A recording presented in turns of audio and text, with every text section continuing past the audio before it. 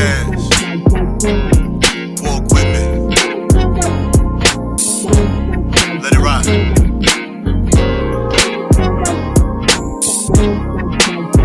That's right.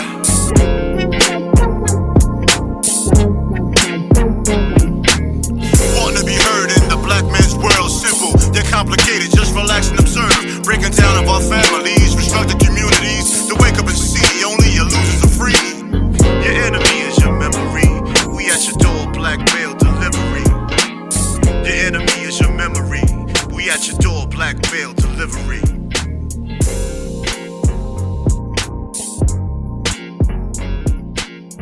What's going on? What's going on? What's going on? Happy New Year. Happy New Year. Happy New Year. This is the Black Male Podcast. TS is who I am. Tre-Dot is who I am. I thought you were going to change with this hat shit, bro. And this is the first part of the year, and we have, as you can see, we have a nice panel of gentlemen, starting with my guy. We have Eric Canada. How are you doing, Eric? Peace. What's going on, man? What's going on? We have my brother, another brother of ours. We have Chris White. What's going on? What's going on? It's been a long time, bro. Oh, yeah. I said it's the top of the year. I'm pretty sure they running around. Hey, y'all going in, y'all past 100 right now, right? Oh, yeah. We have So it's a must. It's a must. Yes, that's most right. Definitely. Then we have another brother. We have Jay Cook. What's going on, Jay Cook? How you doing? Hey, peace, Kings. Thank y'all for having me. Nah, no doubt, Most man. definitely. Look, man, we had to start the year off correct. We wanted to make sure that, Trey and I were talking off scenes, and we were already kind of planning this before the year end, but we wanted to make sure we started off with a panel of gentlemen. That's in, multiple different businesses. Everybody is serial entrepreneurs. Everybody has multiple different hands in multiple different pots. So we wanted to make sure that we talk to gentlemen that's just like us, that look like us, that move like we do, and everybody don't think the same. So everybody gonna bring a great, have a great discussion on the different topics, man. But first, mental check. How is everyone doing 2024? Dot, how you feeling? How's everything going? Oh, this is gonna be a great year for me. I'm feeling wonderful. Phenomenal, my brother. I ain't about to start with your shit. Yeah. Nah, you supposed to jump off like that. You supposed to jump off like that. Yeah. Sensational. When all things come together, it's lovely. I love how subliminal and non-subliminal my brother is. I like that, man. Love is love. Love is love. Love is love. Yo, even I've been doing good. Listen. Even Jay Cook smiling. Look at that. Look at that. Yeah. It's a new year. Trey showing all his top row of his damn teeth. Yeah. All that damn smiling, man. Son, hey, they might not last forever. Smile, my nigga. Right. I was looking. I thought if he was doing the transition fade, I'd jump on this all silver. I was like, what a transition. Oh nah, he about to. That's. I think that is the transition. Shoot. I might have to cut it down soon, though. Oh, that means two things happening. Yep. One of two things. Both. Both of them. Yo, Yeah, E, yeah. how's everything, man? How you been feeling? How's your mental health? How's things going, my brother? Yo, everything good, man. I can't complain. I'm looking forward to 2024. I feel like we about to see some real things come to light. You know what I'm saying? I feel like it started at the end of 2023, but 2024, I feel like a lot of things is about to be brought to light. So I'm excited. Yo, let me just quick rundown. E gonna get mad at me. E is like, he's my brother, like that's family, but he's also like my mentor. You know what I mean? He just like me. I mentor other people, and I act like I'll be like I'm not a mentor, and I don't want to tell people that. I'll be telling y'all, don't call me your mentor. That's my mentor. That guy has pushed me to do a lot of things that I would not do in business. And we've ran a business together, and he told me, shut this shit down, go do your own thing, because this is bullshit that we doing right now. That's a blessing, man. And that's only based on different partners we had. And he was like, yo, enough of this. He was like, yo, TS, you really the face of this. Go do that over there. I'm still gonna be here. You know what I mean? Like, and we've been rocking for years now, bro. It's been. Well, look, let me throw this in here. What is the problem with being called a mentor? Because I call Dub my mentor all the time. Yo, What it's is just the problem with being because called a you know what mentor? it is. You know what it is, bro. It's because it's still a little bit of ego and a little bit of we are similar in age, so it's hard to think that way in mentorship, because when you think of mentor, I think of someone drastically older than me. Oh, You know what I'm saying? And that's miseducated and misinformed, because we should be all educated and uplifting each other, though. That's just true. a word. I know it's just a word, but it's still a But it's just he still says how ego. he feels. That's how I feel. Like that's I for mean, me. I get it. That's how I feel about it. I mean, Because I I think it's mentor dope. people. I I mentor think it's people. dope. That's dope. It's dope to celebrate each other also. True. But I I mentor also people think, and they tell me the same thing. And I be like, I'm here to pass information. I just start embracing the mentor piece. I Man. just started embracing. Go ahead with the humble I rumbles, think of man. humbleness too. You know what I'm Yeah. saying? Like, That's the if humble you my rumbles, brother man. and I'm passing off knowledge, I'm passing off knowledge to my brother. You know what I'm saying? Yeah, It's not yeah. even a thing of, mentoring. It's just like, yo, I got this jewel. You could use this jewel. Let me pass it off to you. Right. You know what I'm saying? That's facts. That's facts. Yeah. I run a lot of major situations through E, and sometimes he know it or he don't know it. I'll call him and just start talking, and then let me hear his response. And then when his response happened, I'll be like, oh, okay, all right, I'm on the right path. Or he'll like, that's why I like the dynamic, because we have people around us that'll tell you that's some bullshit. Like, nah, I don't like It's that a idea. blessing It's to not a have good those idea. people around you. Oh my Most God, definitely. it is. Because most people don't. And the Oh, next thing you know, they're doing some bullshit. And the next thing you know, they're trying to figure out, man, I should have asked you, or I should have said something. Yeah, you should have. But right. go and finish your roll call, because you was asking. Go ahead. You Yeah, was asking everybody So out there. Jay Cook, how about yourself, my brother? How's your mental health? How's everything going for you? How you feeling in 2024? I'm doing good, man. 2023 was an awesome year, especially the last 6 months, 6 months of the year. Okay. So I'm excited about 2024, man. That's Got a lot of what's stuff brewing, man. I always have ideas, so Trey will tell you that. And I'm always thinking about something. Well, That's I'm as we're introducing people, I'm just gonna throw this stuff out by him. Like, before I even met him, there was a site, a Carolina Blue site that had all the videos of all the North Carolina artists, right? Mm-hmm. Nobody knew who did it. It's just every Carolina video was on one page. Shit was dope. That shit helped like all the artists. It really helped the culture. This nigga did it. You know what I'm saying? And I knew him before I knew he did it. Yeah, You know what I'm word saying? up. He didn't want credit for it, nothing. Just did it, and it was powerful for the scene. And that's basically him. You know what I'm saying? Yeah. Talks a lot of shit. He jokes a lot, man, but a very, very kind-hearted brother. Always showed me love. I never really officially met him. We just knew each other when we first saw each other. And it was just cool. Right. But I've always had respect for him. It's always a mutual respect, and I always told him I wanted to have him on the show. And it's been like a year since I said it, but we here now. We're gonna keep it moving. We had to grow. We had to continue growing this before we start really bringing in people, man. And then we have Chris White. How are you doing, brother? How is your 2024? How you feeling? Like, how you doing, my guy? Hey, man, I'm excited. I'm eager because this is the year of being unapologetically intentional. Facts. And let me just throw this out there, because people think when you say self-care, you're being selfish, but self-care ain't selfish. You need so much self-care, especially as a Black man. And these days and times that you need to really find a way to focus on your goals, what you're setting out to do, your personal space, your equilibrium. You need to be intentional about that. So the year's jumping off phenomenally, and it's piggybacking off of what the infrastructure I set up for 2023, and it's just growing, evolving into what it's supposed to be. So I'm excited. I love Mondays, but Mondays are like Black men. Everybody hate Mondays, right? Nah, I'll be right. I love my days, man. Me too. I love Mondays because that's when it's time to get busy. That's a fact. I mean, yo, we can start off. It's funny that you even said that self-care, because that's literally no BS. That's the first topic. Let's get it. That's the first topic. So the first topic of the show is balance. What does that mean to you all? And do you have a work-life balance? Anybody? You know what's funny about the work-life balance? You have to balance so many things. It's not just work, and it's not just, when you say life, some people tend to think of your marriage. Right. If you're married, or your relationship. You're thinking that balance and that respect, and you're thinking about work.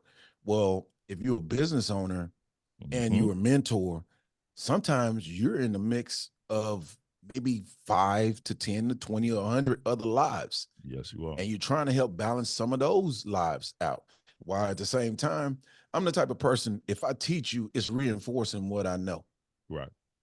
So when I have kids that come through my mentoring program, so if you didn't know, I have a mentoring program called Made for Success. And it's an acronym for Make a Difference Every Day for Success. So we have kids from 12 to 22.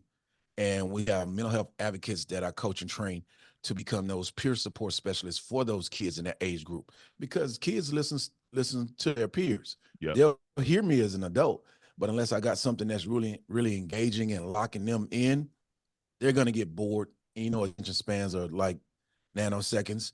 So you have to have things in place to keep that attention, because that's the most expensive commodity on the planet, which is attention. Yeah, I agree. So, but trying to find that balance really is a huge juggling act, because your wife is my wife, I've been married 21 years. My wife is going to want a certain amount of time. My kids, 18 and 19, want a certain amount of time. And it's time, like even now, this is a Polaroid snapshot. We can't get this time back.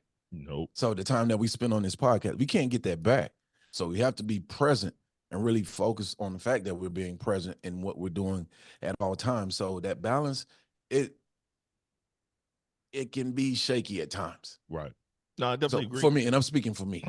I definitely agree. I've been having a hard time, even as the year progressed, as the year start, on figuring out a balance for myself, just so I can have some me time.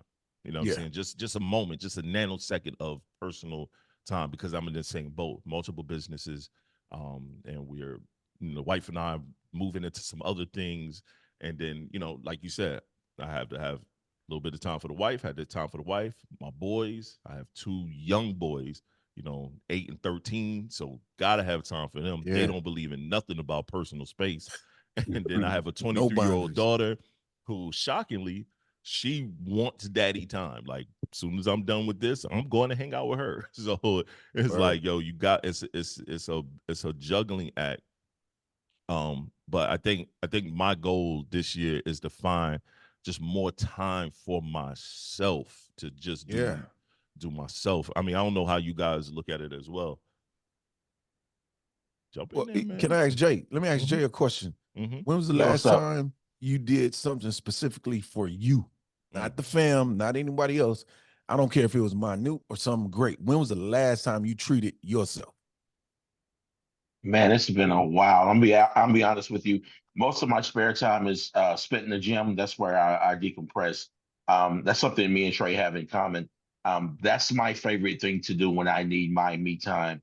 And of course, I sneaker shop just like most men. So I do that a lot by myself. But other than that, man, I'm running a business. I'm working in corporate America. I'm raising 2 kids. I have a wife. So it's hard to find that balance. I'm not even going to lie to you. I work from home 3 days a week. So you find yourself working when you're not supposed to be working, or you're working on your side venture. So it's definitely a difficult situation to navigate. I'm not going to lie to you. How about you, E? What you thinking? I mean, I definitely agree with Chris in terms of life and balance. I feel like life is balance. You know what I'm saying? Like, you can't have too much of one or too much of another. You know what I'm saying? Rain, sun, whatever. Everything in life is balance. That's a fact. And I know for me, sometimes, having a lot going on, I'll feel a little shift to the left or shift to the right, and I just automatically just stop and take that me time. You know what I'm saying? And it could be simple. It could be, I'm about to walk up in this movie theater. I don't even know what's playing. But you know what I'm saying? I'm going to sneak me in some candy from the dollar store and just sit there for 2 hours and decompress. You know what I'm saying? So, we definitely got to take that me time as serious. That's true. I've witnessed that. I've called you and you're like, yo, I was at the theater. I'm like, I want to go to the movie. What's funny about him saying coming, that? Yeah, I told my wife 2 weeks ago, right? I said, when American Fiction comes out, I want to go check it out with Jeffrey Wright. Mm-hmm. I just want to see, because that's the day and age we living in right now, where people want the buffoonery. They don't want the real. We live in y'all, we probably all old enough to remember Superman growing up, right? Yeah. Totally different than Right. Superman now. But that was an episode where they had the backwards Superman. It was called Bizarro Land. And Bizarro Land, everything was backwards. Instead of flying forward, he flew backwards. Instead of doing things the right way, he did things the wrong way. But that's the world we live in right now. Oh, this place We live is in fully Bizarro Land. shenanigans. This place is fully shenanigans right now. Right? So when he was saying that he just dips off to the movies, I'm like, yeah, I'll go to the movies by myself in a heartbeat. I know it's playing. Let's go. Yeah, Go to the Dollar Tree, get some Twizzlers, and boom. No doubt. I do the same thing too, but I haven't done it in a while. I used to definitely go to the movies. I know Trey does that a lot too. I'll talk to him and he's like, "Yo, I just love the film." I'm like, "Bro, I don't care because I want to do the same thing." Well, for me, it's different because you fellas that are married, you have your lady with you. I'm transitioning into a situation, so I try to do things to keep my mind entertained and keep my mind engaged. That's what kind of got me back into doing music, man. It keeps me engaged. I get to put my thoughts down. But even with self-care, man, I could do a better job communicating with my support system that's around me because I still fall off a little bit, you know what I'm saying, in my isolation things. And, that's something I'm gonna work on this year. I mean, even though I don't think I'm bad at it, I'm not good at it either. You know what I'm saying? So that's the weakness. It's almost like going to the gym. You got a certain body part you want to work on a little bit more. Mentally, that's something I got to work on a little bit more. I mean, me and K-Dub spoke on a couple situations that put me through a couple things, man. But it's still an overthinking thing, and I got to listen to myself more. Yeah, So you got to trust yourself more. You know what I'm saying? Really? Yeah. Because what typically happens is that self-doubt creeps in, and you start questioning all of your judgment calls, and then you go down this rabbit hole. Yeah, and that rabbit hole would take you to a place where you say, I'll worry about it later. Then it creates procrastination.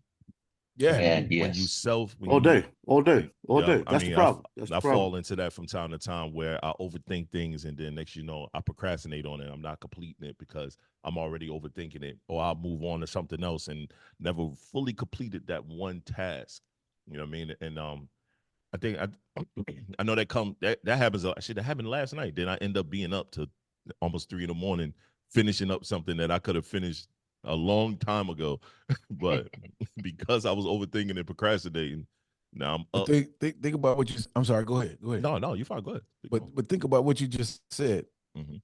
Usually, you get to a certain place that you want to be at because you chose to be uncomfortable. Right. You have to be in uncomfortable situations to get to places that you really desire to go. So when you don't want to do that, like I go in, I don't like doing leg day. I hate leg day. I'm thinking like, man, I know I ain't gonna be able to walk for a while. I'll be with the shakes, shaking over here like booty meat because I'm getting tremors and stuff. Like, man, but I need to do it. I need to force myself to do it because it's gonna help me later on. Right. So when we even force our kids or even our close friends, the people that we're close to, force them to do those things that are uncomfortable because it's gonna put you in the place that you really want to be. When you're uncomfortable, you're going to do things to change that situation. The AC went out in the house. Did not want to spend $7,500 to put a new unit in the house. But 106 degrees will make you change that perspective pretty quickly. Yeah. So you're going to spend the 70 whatever because it's cheaper than the 13,000. Yeah. So whenever you don't feel like doing something, that's when you need to do it. Hey, it's good to know I ain't the only one with this homeowner BS. Went through that same mess a couple of That's crazy. I had to do it a few years ago when I had nobody to talk to about it. Like nobody knew what I was saying. Now years later, everybody went through it. Yeah, I called him when mine went out. I called him. I said, "Bro, my darn heat went out. It's cold in the house." I'm looking at the wife. She looking at me like, "What we doing?" I'm like, "How cold was it when yours went out?" Yo, it was me. It was again the house. It got about 50 something, like 50, like low 50. Oh, even when it's 60 is uncomfortable. Yeah. Nah, when mine went out, it was like 20 degrees outside. Nah. Wow. So that means it was about 40 degrees in the crib. No, it takes time. Yeah. And you get a little cocky. You be like, I could wait a couple days. You get cocky. Then you go to sleep and wake up, you in an icebox. You know what I'm saying? Because it takes time to get cold because Let me you're tell you still something. insulated. My family will Yeah. not let that happen. You got my youngest son walking around. It's cold, Daddy. My oldest son, Dad, what we doing? It's cold. Here go my wife. We gonna use an extra blanket, trying to be like in the middle. I'm like, yo, fam, let's call the people, But man. you see what y'all saying though? But think about it. Everything that y'all are saying, it comes back to it falls on you regardless. Oh yeah. As the Right. man, all the pressure. Oh yeah. If you have the money or you don't, what needs to be fixed, if you know how to fix it or you don't, it still falls on you, daddy, baby, Oh, what we doing? Yo. And that's when, it's a cat out there. His name is Dax, and I came across him by accident. He's an artist. He's a rap artist, and he has this song called "What It's Like to Be a Man." I thought it was a country song. Mhm. But when you listen, he has an entire album that's dedicated to the different areas of mental health, addiction, alcoholism, mental health, depression. God, he has an album, and that's how I found him by accident.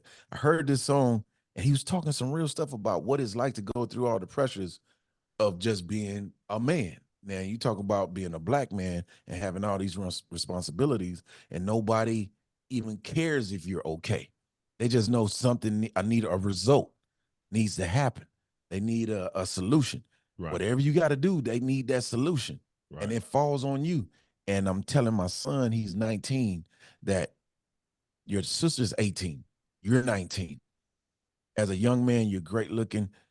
You have a great head on your shoulders. There's a lot of things that are going to be thrust on those big shoulders of yours and going to be expected of you that's not going to be expected of your sister. Your sister is beautiful.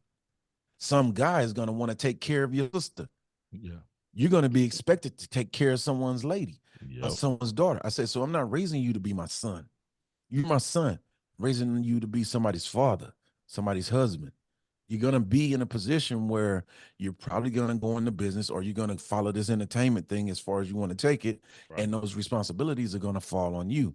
So I'm just segueing into that because with those things that need to be done, those pressures fall on you as the man. And most people bottle that up and they keep it to themselves and they either self-medicate or they find some other non-positive outlet to let those frustrations manifest themselves. Right. Well, And as a therapist, it's like, man. But yeah, what Go I want ahead, to say, it's a topic me and CS kind of talked about, but it's nothing that we discussed officially. Since you're saying about things being dependent on the man and the man having to hold things down, but there's a current climate to where the conversation is of how useless we are so many times with women that goes viral. And I wanted to ask, especially married men, how do you feel about women trying to downplay marriage, trying to downplay relationships, and trying to downplay our value?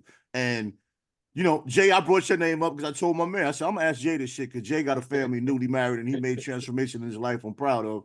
I want to see what he kind of feels about that topic. Everybody, actually, yeah, not I mean, really, it's not really new, but he's new to where he wants to take a picture of his wife every 2 days and shit. Yeah. That's my wife. No. Stop it, man. I'm 10 years in, man. I'm 10 years in, and in the good times, and in the good times, your partner is your best friend. So we actually have these conversations about how the world depicts us as black men and how most of us are low lives in their low lives in their opinion. And I know it's not that.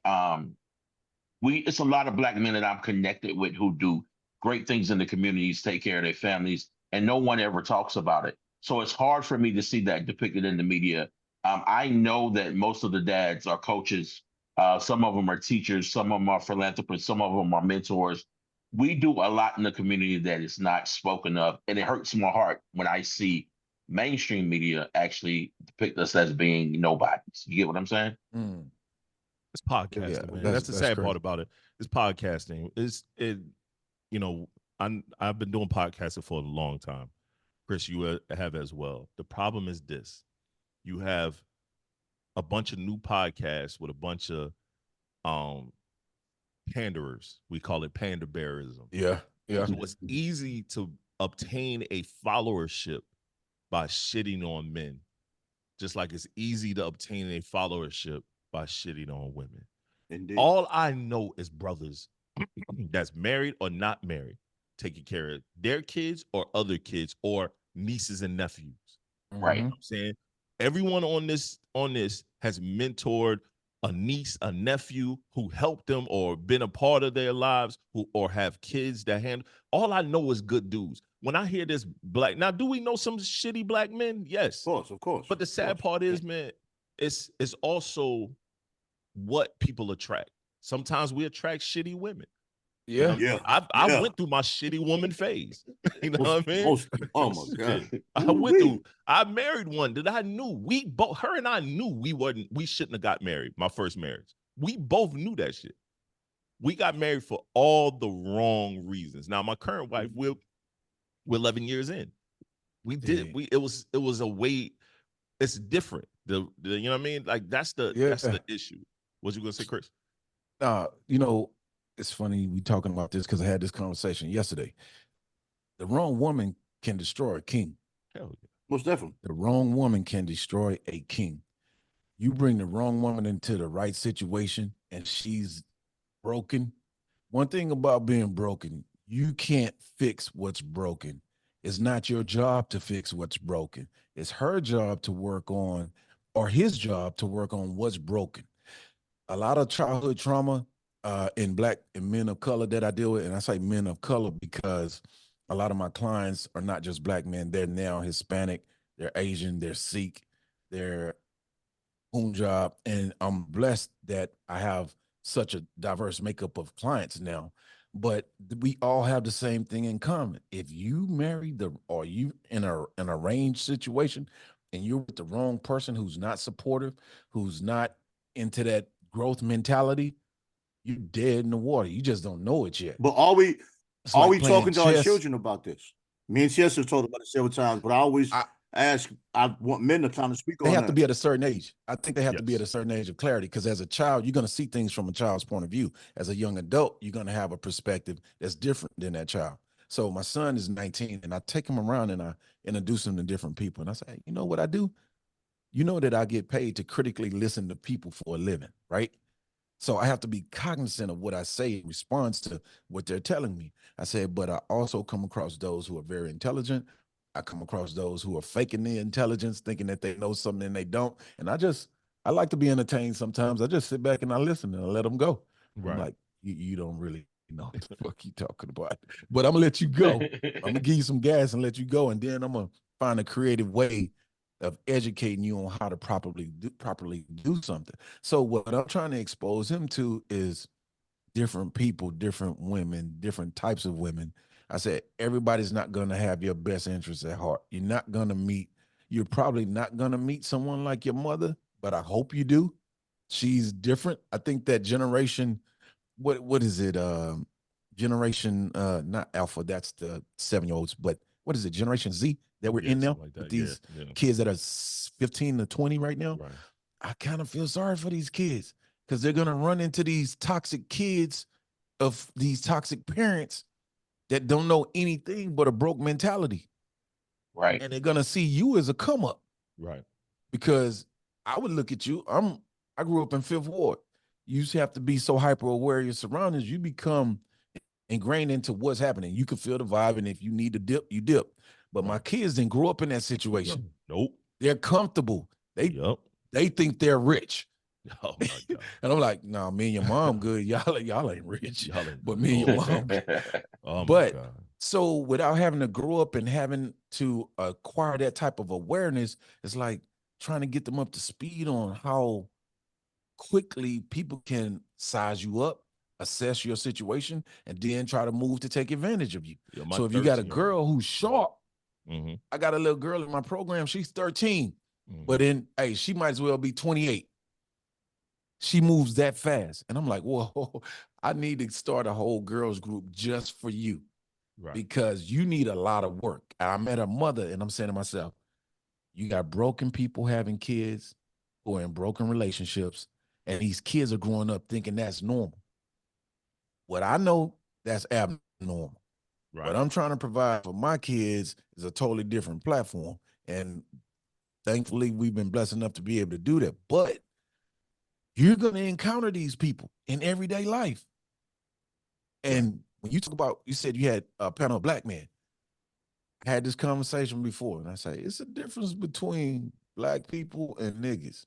Oh yeah. And people Yeah. said, "What the hell?" And this was in front of a principal, and she said, "Oh, she got nervous." I say, "What you don't understand? You think I'm talking about black people still, don't you? Mm-hmm.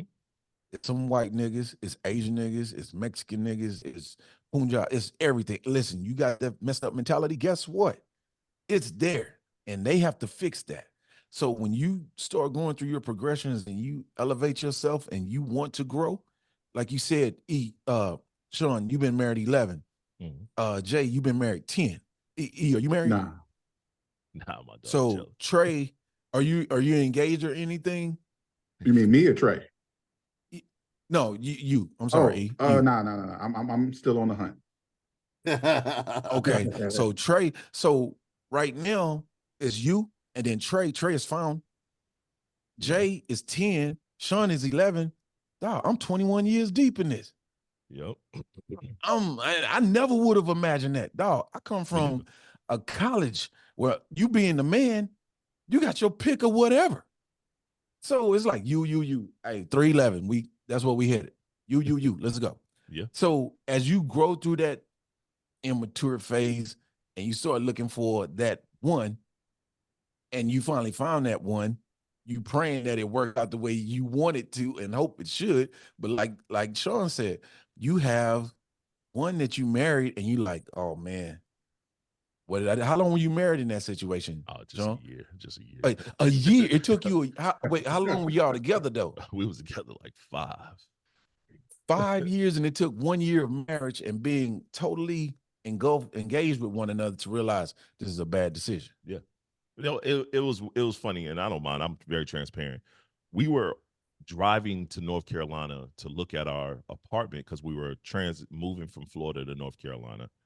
And on the way back to Florida, she looked at me, Sean, I wasn't ready. We shouldn't have got married. I said, wait a minute, after y'all got married? Yeah, that was after we got married. We was literally we were probably married 2 months, and we was doing we were moving, and she said, she's like, Sean, she looked at me, Sean, I don't think I wasn't ready. We shouldn't have got married. I said, I wasn't ready neither. I What do you looked at her. think pushed I you to thought do we that did it. then? We did it we both felt like we did it out of obligation. The only thing was good was sex. That was it. Nothing else was good. I was out here making my money. She was overly jealous. But I've always, like I do I do what I do with my current wife now. I include her. I didn't include my ex-wife in nothing. So it was always in the dark. Yo, I got chicken. Just deal with that. You know, you don't have to worry for nothing. Don't worry about what my business is, what I'm doing over here. You know what I'm saying? Now I've flipped it. I include my wife on what we do. She's co-owner on 2 businesses with me. When I go to business meetings, she's included. She knows what goes on. This podcast network, she co-owns with me. She's working on different sponsorship opportunities. It's like, yo, I changed the whole, and I didn't base everything on just physical interaction. You know what I'm saying? Like, yo, True. it has to be more than just a physical interaction. Yeah. You know what I'm It has to saying? be And deeper then than we that. was young. Me and my ex-wife, we were young at the time, volatile, you know, not physical, but just mental. We were mentally volatile to one another. Wasn't good. That was a stupid decision, but you young, you in your 20s, you thinking out of obligation, you got to do some things. And it wasn't 5 years, it was 4 years. So 3 years together, 1 year married. You know I had what a I'm Hey, friend. Sean, I got a question for you, man. Uh-huh. How does that pain of that previous relationship affect the marriage that you're in right now? It did at first. It did at first during the dating phase. During the dating phase, because my ex-wife just wasn't good with paying bills. She wasn't good with doing stuff like, or she would take money and just go do some other shit with it. And I'm trusting you to handle this stuff. Like, yo, I'm bringing in the chicken. Go do this. You know what I'm saying? Yeah. Go make sure this, that, and the third. So if my current wife, when we were dating, when we moved in one another, if she dropped the ball on something, the first thing I went to was that previous situation. That was the first thing. It took us to literally separate. We separated. I helped her move into her own apartment, everything. I paid for it, set her up, and I was in my own place. And it took me that situation to realize, oh shit, this is different. This woman, you know what I mean? Like, I'm looking at it in a different frame, a different phase. And once I figured that out, because I'm very self-aware, I check myself before I, you know what I mean, before I just totally self-destruct. And I just checked myself about that. And her and I sat down, we had a conversation, and we really talked. And then I realized what I was doing wrong, and she forgave me. The great thing is she forgave me because she could have just kept it moving. You know what I'm Wait, saying? so Like, you acknowledge what you were doing wrong. yes, I acknowledge exactly what I was doing wrong. Yeah, that's And real. she could have left me. She could have Very literally real. left me. At that time, my wife would tell you, she was like, yo, she fucking couldn't stand me, but she loved me. She couldn't stand my attitude, but she loved me. And she understood. And yo, bro, I was broke as shit by that time. We done had a divorce. I done lost mad money. I've been audited by the government. It was no reason for her Yeah. to stick around, dog. And she did. You know what I mean? That's a different level of commitment and being disciplined to the fact that this is for better or for worse. Right. That's And real. That was a we good wasn't question. married though. We wasn't even married yet. No kids, no nothing. Right. We were just dating. And Yeah, but it's she- easy to self-sabotage a blessing. You Yes, know, it and is. I've done it a lot in my life. Hell, I've done it recently. You know what I'm saying? And then you wake up one day, you be like, yo, I can't lose this, man. And you just do what you got to do to maintain what makes sense. Just that overthinking, man. Huh? Go ahead. Why do you think you were in a self-sabotaging stage, bro? Come on, man. You know the answer to this stuff, man. Come on, man. Hey, because there's some people out there that don't realize they may Yeah, be somebody need to hear this, self-sabotaging. man. Yeah. Nah. I'll just try to make y'all laugh, man. I'm talking shit. Nah, it's just fear of failure, fear of falling. You know what I'm saying? Fear of having everything you wanted and fucking it up. Okay. You know what I'm saying? And fear of being that person you're telling other people not to be. You know what I'm saying? And one day you wake up and it's like, yo, what the fuck am I doing? Like, this just makes sense. This woman thinks I'm the greatest man alive, and I'm sitting there worried about failing. And while you're doing that, a whole week can go by. You know what I'm saying? And y'all not in the same city. Nah, man, we're on different coasts. So, but that's even. But what I want to acknowledge was that makes it even worse. That compounds it. Now let's throw the silliness out the window. We're on different coasts, so it gets to a point of where I was overthinking so many things. Things got drawn out. Then I got to a point of where, you know what? I'm gonna make this part official. I'm gonna get this ring. I'm gonna fix everything else after that. And that's how it came about. And I just felt like a big weight was just taken off of my back. And then there's still work to do, but I just felt like a weight was taken off my back because I know there was a certain level of tension within that. Because she's big on commitment. I'm not anti-commitment. I want to be able to say, you're saying 21, he's saying 11, he's saying 10 years. Like, my man's still on the hunt. I ain't on the hunt, but I can't give y'all no years. Right. I want to say that. Yo, the great thing is though, Trey, even about your situation, I don't know how much you talked to Jay Cook, but I know how much you talked to myself and Chris. That's the great thing about it. You got people in your circle that you can go to and indirectly or directly have a conversation about things because we both see it from different ways. And then sit down and be like, you know what? I was tripping. Because I know Chris is like me. We not going to sugarcoat it for you. We're going to keep it a buck for you. No, I was quite a bit, We're going to be on your side, and we're going to tell you on some bullshit. You know what I mean? Hey, this is real. To back well, I ain't going to say it. To piggyback off Sean, listen. Hit the pause button. Yeah. People. You already messed up earlier with that booty shit. So, Jay, the best situation to be in, honestly, is for your lady to have access to your support system.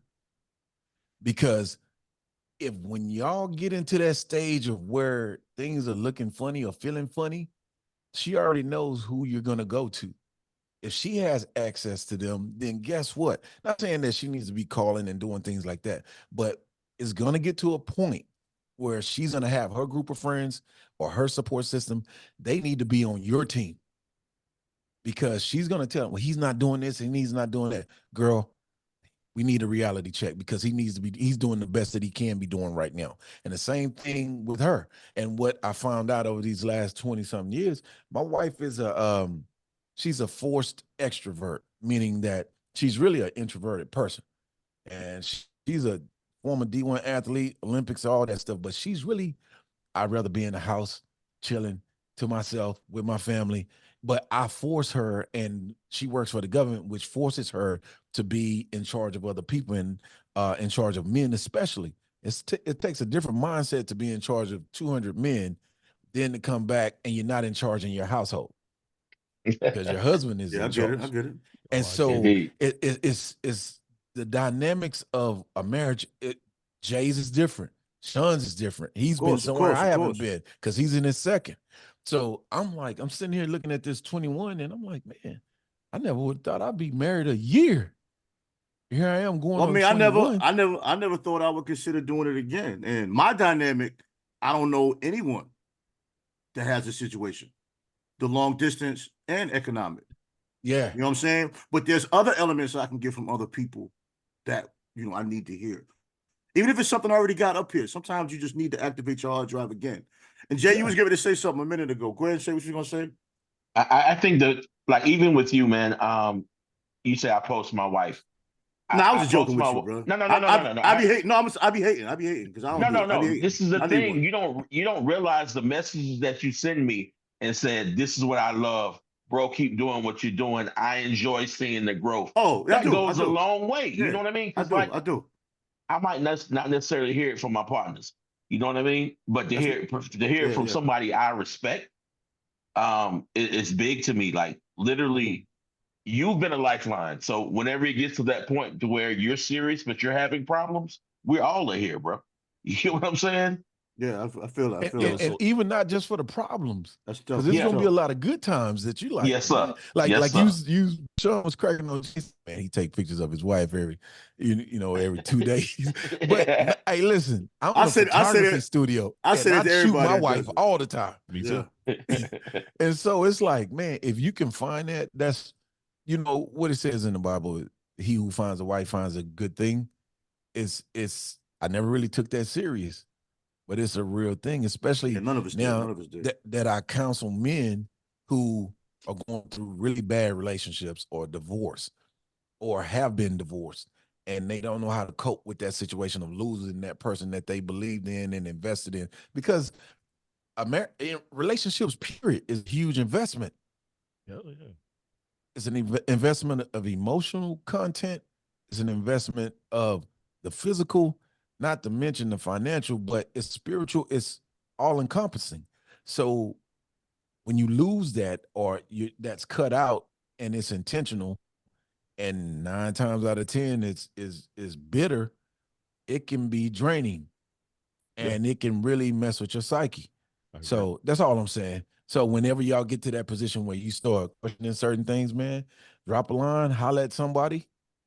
Even cats, I have mentors that have been married 40 plus, and I'm like, man, I can't even imagine. You've been married longer than I've been alive. This is crazy. So to see that lets you know that you've gone through every stage. Because right now, Jay is at 10 and Sean is at 11 with his second wife. I've learned that there's different phases that you go through in marriage. Oh yeah, You could get to the one phase where it almost feels like you're roommates. yeah. And Man, I had this conversation last night. So my daughter just turned 19. She just started college. And it's like, now you have to learn to date each other again. The normal responsibilities that you had before are no longer there. So now you got to figure out how to fill that gap, that space, that that time. empty nester. Yeah. So what you saying, it just hit home. And like, thank you for the invite. We had this conversation last night. You hear me? So yeah, Real. that's definitely real, man. Yo, E, let me ask you a question. You said you in the game. Yeah. What do you find it different out here dating? Because you dating in a pool of shenanigans. So what, like, you know what I mean? Like, what are you finding out within this in this world right now? Hey, E, before you answer that, what state you in? I'm in Atlanta. Okay. Yeah. Oh man, yeah. Please inform us on that. I feel like social media's hurting. Like, honestly, I say the Black family structure, period.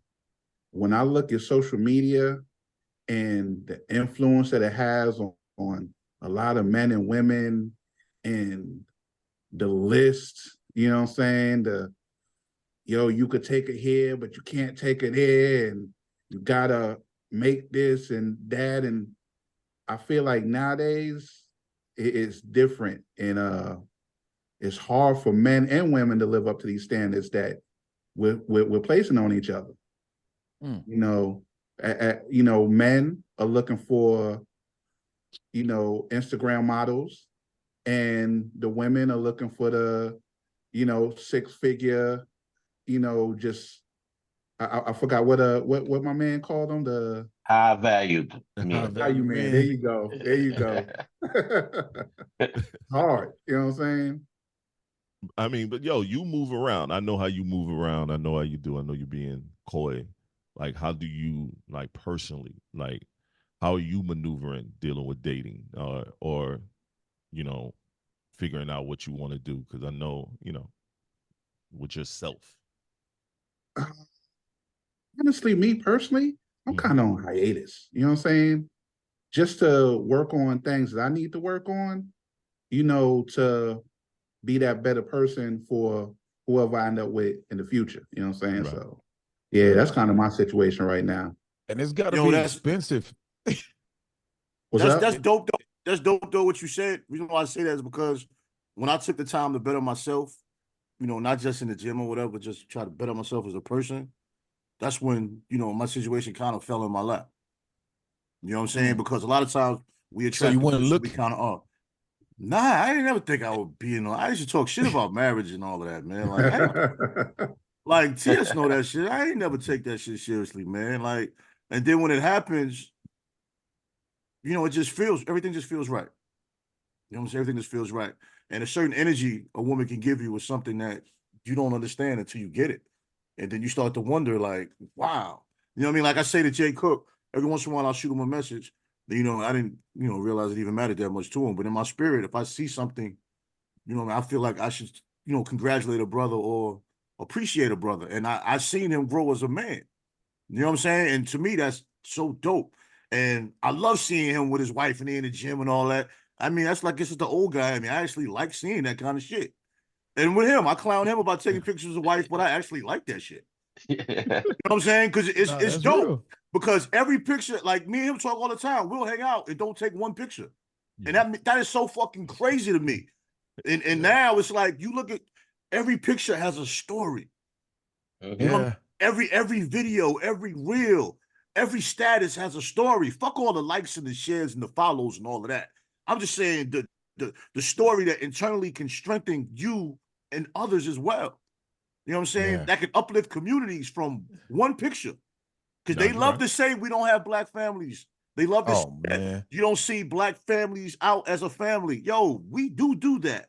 A lot. But most of us that do that, we humble. We don't talk about it. Nah. Yeah, because and we live in a day and age where everybody wants to promote something that looks so over the top about themselves. And I'm like, man, I had, just not a segue, but had a couple come over to my studio here in Houston. And they had just recently got married, but they were trying to convince me that they had power.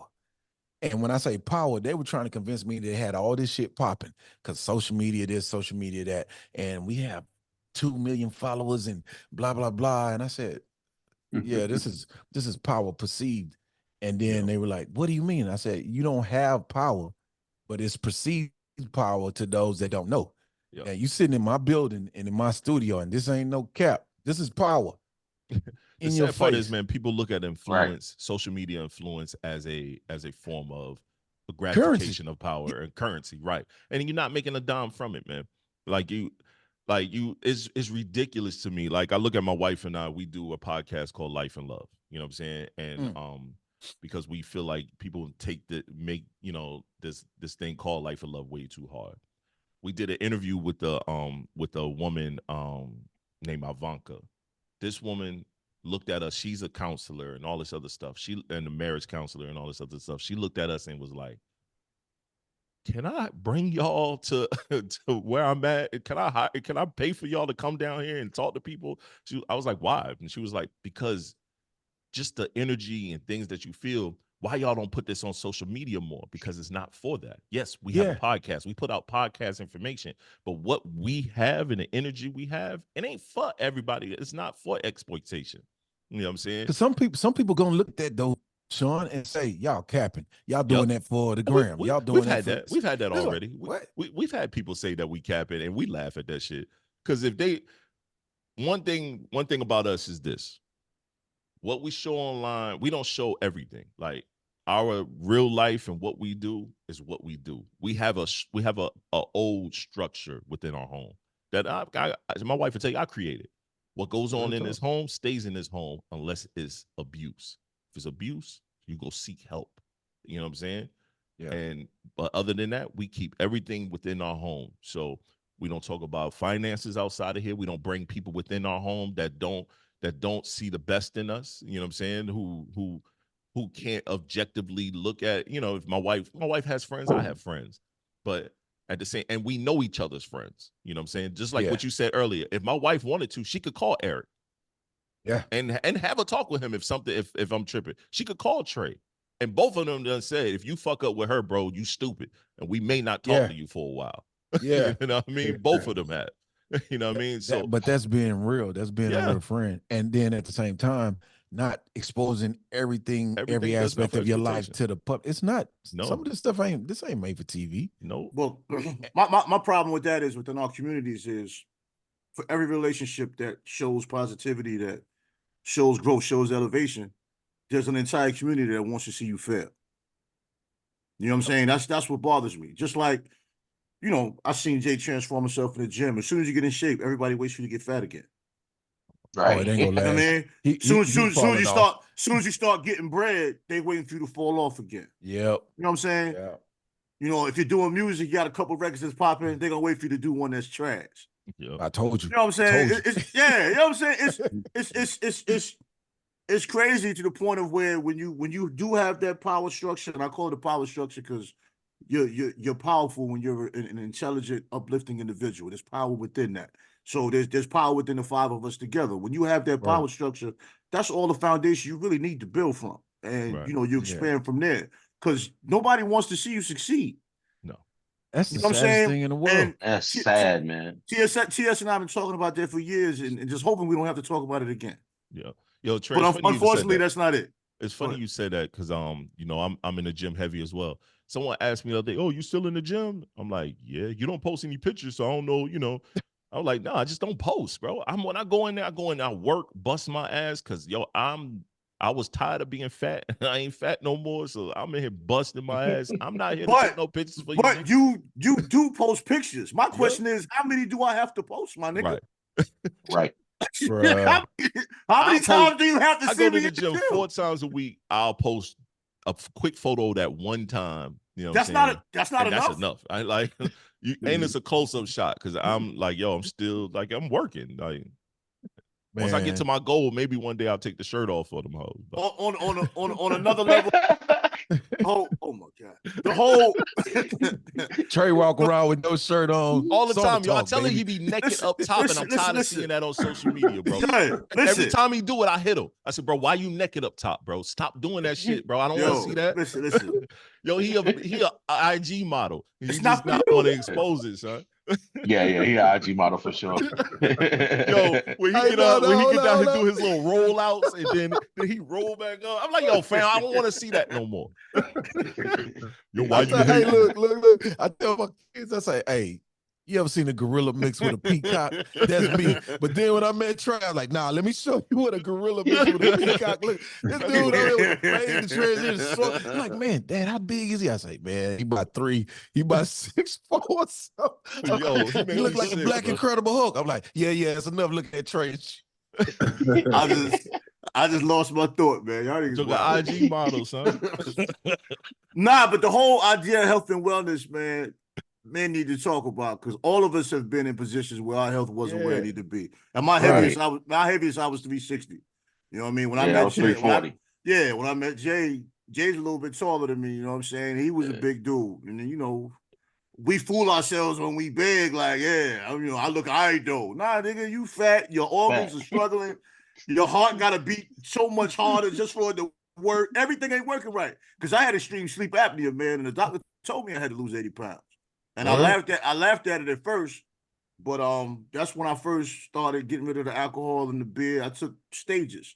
You know, and I lost 100 pounds over a period of a year and a half. Then I put more weight on, just lifting the weights and shit like that. Right. But even with TS, man, I used to always tell him, bro, even if you ain't in the gym going hard, just do something. Right. Your body is going to be so shocked, it's going to make a difference. It's no difference as if you're a person that never reads. Just change the whole system. Do a couple audiobooks a week. Your brain is going to be so powerful, you'll be amazed at what your brain can do. Or even what we're talking about, support systems. Yo, holler at your support system once a week. I ain't done it myself, but I might do it myself. Yeah. No, holler at your support system once a week and watch how you're going to change. Real talk. Even when I shoot a compliment to a brother like Jay, yo, I feel good after I shoot that compliment out, regardless of how we take it. I'm seeing something that looks good to me, that brings me joy to see a black man with his wife and kids and first day of schools kind of shit. I love that kind of shit now. Man. You know what I mean? I can go to the mall and walk and just see black families walk past and I'll just be smiling. They be like, fuck wrong with that big ass nigga. That shit, I love it though, because you don't see it all the time. When I see TS with his kids, I love it. You know what I'm saying? If I go over there and his kids don't talk to me before I leave, I'm like, fuck wrong with these little niggas. You know what I'm saying? And for some reason, my youngest, I don't know why, bro. He loves some Tre-Dot, bro. He got the hat. He rocked the hat. He heard me playing a song, right? One of Trey songs. He come down. He said, "Ain't that Trey song?" I'm like, "Yeah." He said, "It's on YouTube." I said, "Yeah, it's on YouTube." Yeah, he finna download He it. pulled his tablet up and said Tre-Dot, and his tablet pulled his song up. And he was like, "All right, I'm going in the room." And he went in the room and played the record. I told him, I said, "Bro, I don't want to hear his voice no more. Cut it off. Put it on repeat." And he keep playing. He's like, "The song good, Daddy." I said, "I know it's good. I'm just messing with you." You know what I'm saying? I mean, my son is 29, but if he was younger, I would make it my business to have him around brothers like TS, brothers like you, brothers like E, brothers like Jay, because they need to see that. You know what I'm saying? Because a lot of parents, they have their kids around their foolishness. Oh yeah. You don't see how foolish it is because you're living within that foolishness, but they don't need to see you with your partners just drinking, talking shit all the time. Right. You know what I mean? Show them how black men can do things that make sense and have conversation of value. You know what I'm saying? They have to see that because they grasp more of what they see than what you're saying out your mouth. That's a fact. No, man, I think that's highly important. And Trey knows this. And Eric will know this.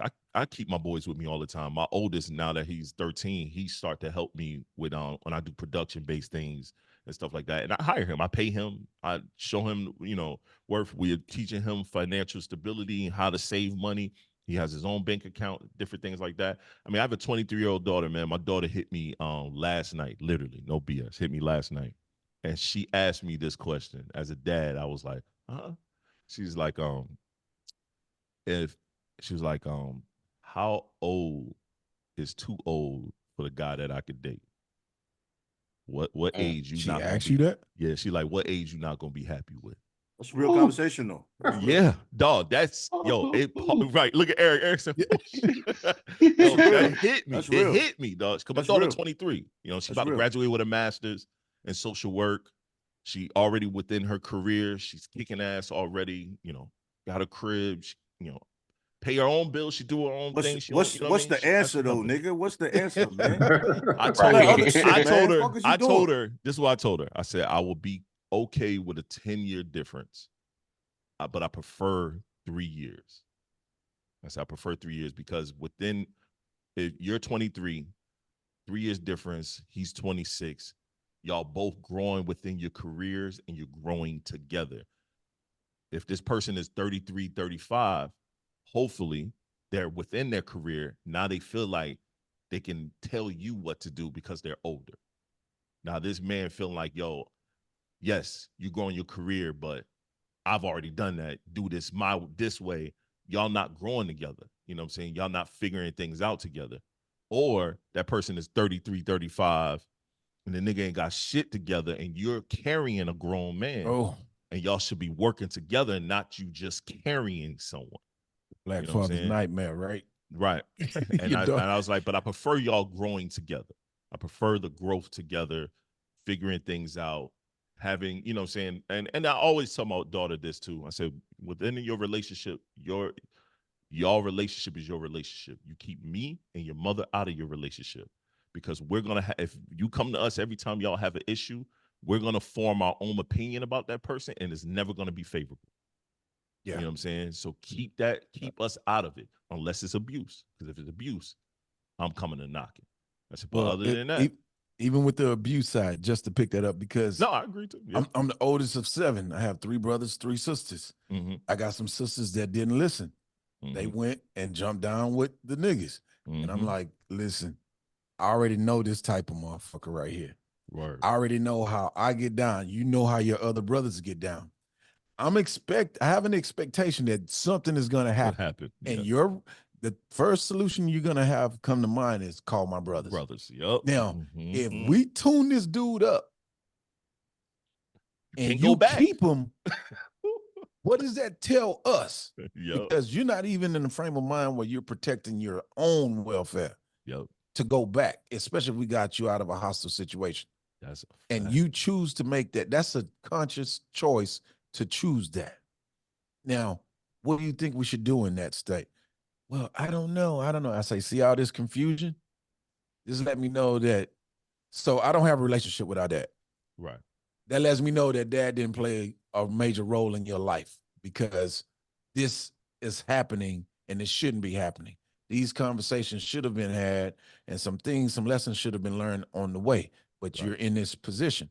So with my daughter, it's totally different than my sister. My daughter is 18. She's beautiful. She's intelligent. And then we had the same conversation that similar to what your 23-year-old is having with you. And it's like, it's okay, a I gotta hard, really it's a hard humble myself, because she asked me, she say, don't you want me to meet somebody like you? And everything flashed. I depend on what stage of me. I always tell my daughter what stage. Exactly. It depends on the college stage. me? Hell no. Yep. Adult me with responsibilities and making sure that your brother and yourself are okay. Yeah, but that means you're going to meet somebody older and already into their system that they've created, which means you're going to have to fall in it. Since we're talking about that, let me rewind it back. I wish I would have asked it in between that, but everybody was talking. I didn't want to cut you off. When you have a child that age, let's say 18 through 25, like, what conversations would you have with that child that you wish would have been had with you? TS and I talk about it all the time. I don't hear somebody else. Hold on one second. But E, you can chime in because you have nieces and nephews that you had to help. It's really the same dynamic, because you're mentoring them also. So even if it's not your child, let's just change it then. What would you say to that? I even wish an uncle would have came to me with some information. Same thing, uncle, mentor, just whatever. What conversation would you have that as an uncle, I think it's kind of dope, because I can keep it all the way real. You know what I'm saying? I can say stuff that might not be, acceptable for the parents. You know what I'm saying? Like, I can keep it all the way 100. So, but I always try to tell them about the pitfalls. I mean, we seen them. We all seen them. Right. You know what I'm saying? And it's our job to make sure that, although they're gonna see them, that they're better prepared for them when they do come across them. That's a fact. I put online just the other day about that. I said, I love being an uncle. I literally just put that. I said, I love being an uncle because my nephew is getting ready to go to college, and he called me. And he know that I'm college educated, and he and his family in South Carolina, they, not everyone went to college, and a couple of them, they trying to push him to stay local, and he doesn't want to stay. So he was like, Uncle Sean, I know you're going to be honest with me. And him and I had a hour-long, I was working, I stopped working, I shut it down just for him, had an hour-long conversation about school, poses, things that he could think about doing, where you want to go at, what I'm saying? He was like, I could talk to dad about it, which is my brother, but he was like, I just felt better talking to you about it because you went through it. My brother didn't go to college. He went to tech school, he went to, trade school and stuff like that. And we had a dope conversation about it. Right behind him, my niece called me. What I mean? Like, literally right behind him. So I'm having another 30-minute conversation with my niece. My other nephew texts me, Uncle Sean, can I come and chill with you? I want to, I was like, yeah, come hang out, because I'm in the tech world. He really wants to learn coding. He want to come and hang out tomorrow. So he's going to come hang out and get some ideas on Python and different things like that. So it's like, yo, I love that dynamic just outside of my own children. Like, I'm going to feed my kids, even if they don't want it, I'm gonna give them the information. It's up to them to pick it up. I don't give a fuck. They already know it. You know what I'm saying? But But my nieces and nephews, for them to come and ask for that, yeah, that stuff feels great. It's like, all right, Uncle Sean in the house. Especially if you the cool uncle. Yeah. Oh yeah. That All cool of them uncle say that. that I'm the cool, fresh But uncle. our communities, I brought it up because our communities underestimate the value and necessity of that. Do we or don't we not talk about it? If you don't talk about it, you undervalue it, because if you value it, you would talk about it. Okay. Right. And you would applaud it. No, I like how you did that. You fucking with me. I like that. Yeah. Keep it going. Let me cook. I mean, it goes back to that our first conversation. Like, it should be applauded, man. What we actually do for other people, man. So I guess it's not valued at the rate it should be. Because many of us, even with that, many of us go to college and we don't know what the fuck we majoring in. True. Right. Oh, then you get out of have that real conversation though. Then you get out of, this is what I'm saying. Then we get out of school with this piece of paper that's like, oh fuck. Right. Or we major in something that's being devalued. Exactly. And will have limited value by the time we finish school. Oh so yeah, you finish school, because see, the older generation just tells you, oh, finish school, you'll be fine. Not necessarily. Nah. You know what I'm saying? And that degree might not be for everyone. There's so many avenues that conversation should be had. The landscape is changing. The landscape always changes. So what you went to school for 4 years ago, 5 years now, AI done took that over. But where's this, you know what I'm saying? But where's this information for the youth?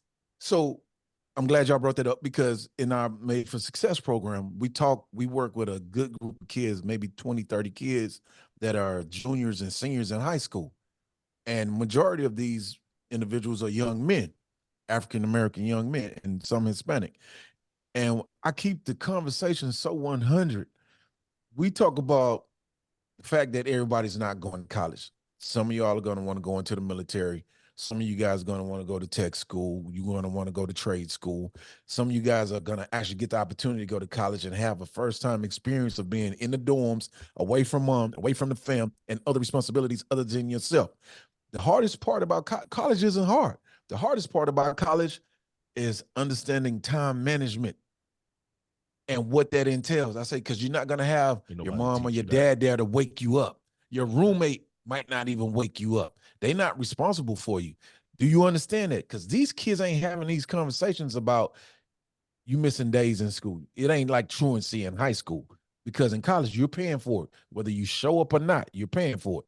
Now, you're on the hook for that. Say you do graduate within, most kids ain't going to school for 4 years. They're going 4.5, 5, sometimes 6.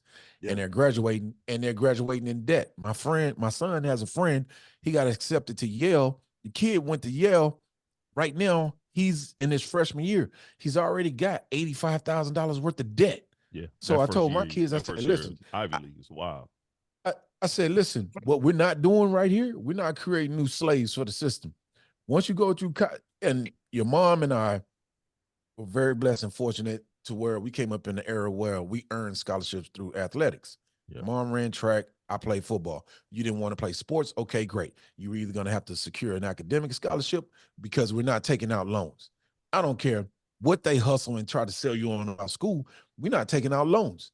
So if we can't afford it, we can't afford it. And if we have to go an alternative route from your favorite school that you would love to attend, we're going to figure out something else. Because I'd rather you go to a community college or a state school and you get a degree in something that you think you have a passion for right now, because it's going to change.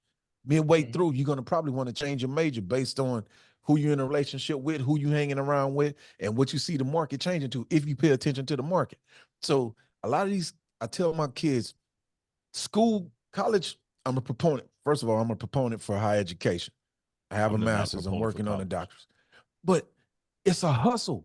It's where you're going to take your talent and your money to. It's nothing. We came up to High Point, and we went to Winston-Salem. We went to A&T. We went to GCC. Oh, you was in our area. Oh, yeah, because my daughter is getting recruited by a lot of Ivy League schools. My wife is from Greensboro. So we came and did a tour because we were in the area. I said, there's nothing in this curriculum that says it's worth $68,000 a year. Well, we have a great communications program. You know what communications is? This is communications. Yep. There's nothing you could do with that degree, because if I could get on this podcast and do a live stream and I can go and promote and market that. You're telling me I'm gonna pay $68,000 a year to learn how to do that? Does that make sense? Maybe it makes sense to that parent that doesn't really invest in their kids like that and are willing to let them take out all these student loans. But to somebody that went through the system, that knows, I went to an all-black university, and then I transferred to a traditional white institution. Went from Prairie View A&M from the SWAC to Iowa, and it's levels to everything. And I'm saying to myself, man, the only thing really different is the money they invest and the color of the people that I'm around. That's it. And the attitude. Yep. So you're around your people, you're kicking it, you're having a great time. Hey, next thing you know, you're at a traditional white school. They don't do any of those things. So cultural shock, diversity change. But if you don't talk to these kids about the realities of college and money and sex and life after college, you're doing them a disservice. Did you have someone talk to you when you made that transition from HBCU? I wish somebody would have talked to me. Because I had nobody talk to me, and I blew like a crazy opportunity. Like, I had a scholarship on the table and everything in more than one way. When I left St. Aug and went to NC State, I lasted like a year before I got put out of that school. So wait, you went from St. Aug to NC State, or vice versa?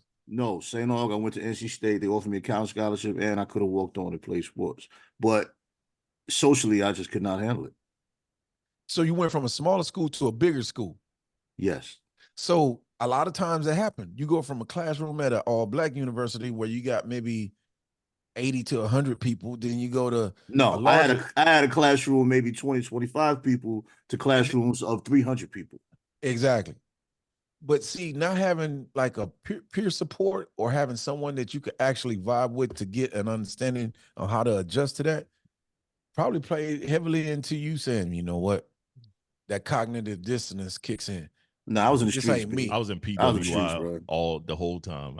You know what, man? I was the opposite, and I think we talked about this on the podcast. I never wanted to go to a black college.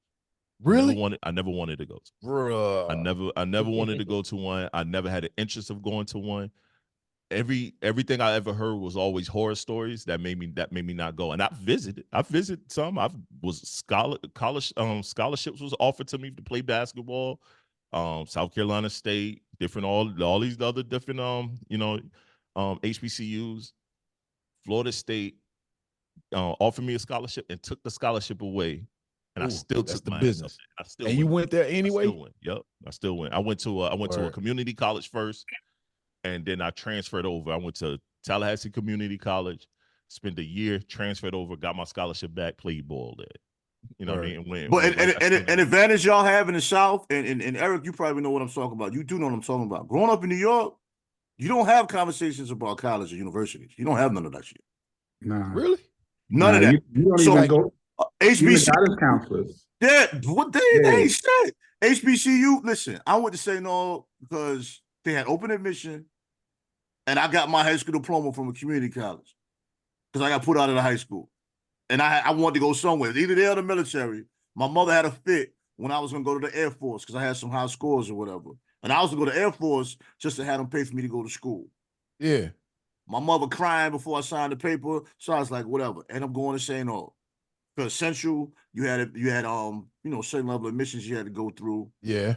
And I couldn't get in there, and I didn't want to go to Shore because it was mad small. I saw one building. I was like, yo, you wild. Right next door to each other. They right Look next like door the to each other. projects. Still, Shore's the projects, B. I'm like, nah, it's like the projects. I ain't doing that. So that's how I ended up going to St. Aug. Yeah. So wow. I ain't know anything about school or nothing like that. Like, it's amazing to me when people say, man, I ain't never heard no HBCUs. Because I think y'all don't even have any, right? And New York, Jersey. And then Cali, going out towards the west. There's one in Pennsylvania, though. There's one in Pennsylvania, but nobody really knows it's an HBCU. It's just a D2 school to most people.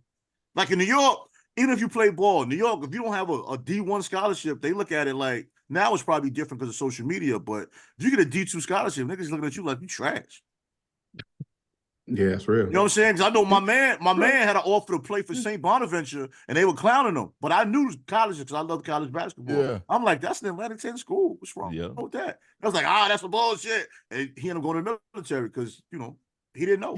You know how many parents I get that bring their kids that want their kids to go to a D1 school, and I talk to the kid, and I'm like, he's not ready for a D1 program. He's not. He may be physically, he probably looks physically mature, but mentally, he's not ready for a D1 program. It's a different space, man. And- It's a lot of yeah. practice. It's a It's a regimen. job. It's a Right. job. That's why I'm And- glad the kids are getting paid right now. To be honest, I love all this. Or I getting couldn't kids be getting in this paid. climate right now. Oh my God. Out. I'll be rich, boy. I'm telling Hey, you. Chris, if I got paid you like I was doing You back plan in the on playing day. football today? Yeah, coach. After I do this autograph signing, I'm gonna. Right, I mean, I would have went to school. dog. If they had the money I like they definitely do would've- now, when I laugh like at Florida State when old boy got in trouble for the crab legs. James. Oh, we all was doing that. I He's know a- that Publix. That he's a- Publix. Oh, that he's- shit all happens did that. everywhere. We He's all, a character though. He's a dog, I character. wasn't even a high level player, dog, and we was getting free crab legs at that same Publix. You know what I mean? Like I used to laugh, Peter. What's the old boy? Peter Warkman was before with Yeah, they was before Lavernius. them. No, So, yeah, when I'm like- I went in 2000. So I was in Okay. Tallahassee and all around that time. That's when they used to have Dimp Week and all that other stuff. And even the guys that was at the school the year before in 99, they were still going to that same Publix. Like all of us knew that. Like that was just the game. So when he got caught for it, we was like, you idiot, how you get caught for that? Like, Well, Nah, any- it's any- somebody. Anybody that's lived a life knows when he got caught doing that, he wasn't the only person doing that. nah. Yeah. Right. You know what I'm saying? That sounded like that was just a community hustle. Let's steal from this spot. And he just did something wrong and got He caught. did. He definitely You did. probably was just You know what acting I'm real saying? Brody about it. Like, man, whatever. No, man, but whatever.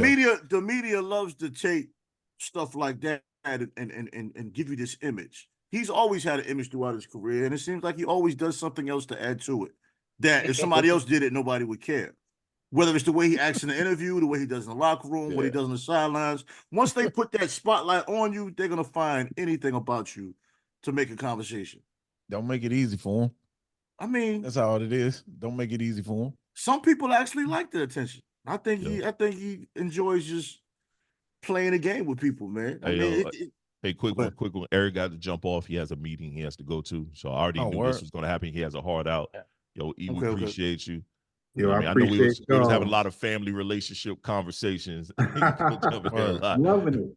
I'm loving it. Nothing better than getting jewels from my own brothers. You know what I'm saying? So I Already. appreciate y'all. And the great Hey, thing is, man, I wish appreciate you. I know we was going to transition to it, but Eric is in the entertainment field. He produces films, TV shows. Like he literally knee deep in it. And Eric, like, I need to connect you with my man Mike Wright out in Atlanta. He owns 2 radio stations, and they starting to do some stuff with Sony and Tyler Perry Studios there. he His do a name lot is with Mike Tyler Wright. Perry He owns Studios. Big Shot Radio. So All right, that's what's up. Let's talk, I'll man. send the info to Sean, and then he can shoot it got up, you. and y'all can connect. I got I you. appreciate you. All right, Definitely, E, we'll that's dope. politic later, man. All right, y'all brothers be safe. all right, All bro. All right, bro. Indeed, bro. All right, peace. Peace. But yeah, man. But yeah, with Eric, like he's literally what I mean. He works a lot of stuff with Tyler Perry Studios. He do a lot Okay. with different studio houses. Like bro, really like knee deep in the film world. Hold on a second. Hello, son. Huh? I don't have a problem with that. All right, we'll talk later, When Sean turned profile, he sounded like a real dad. bro.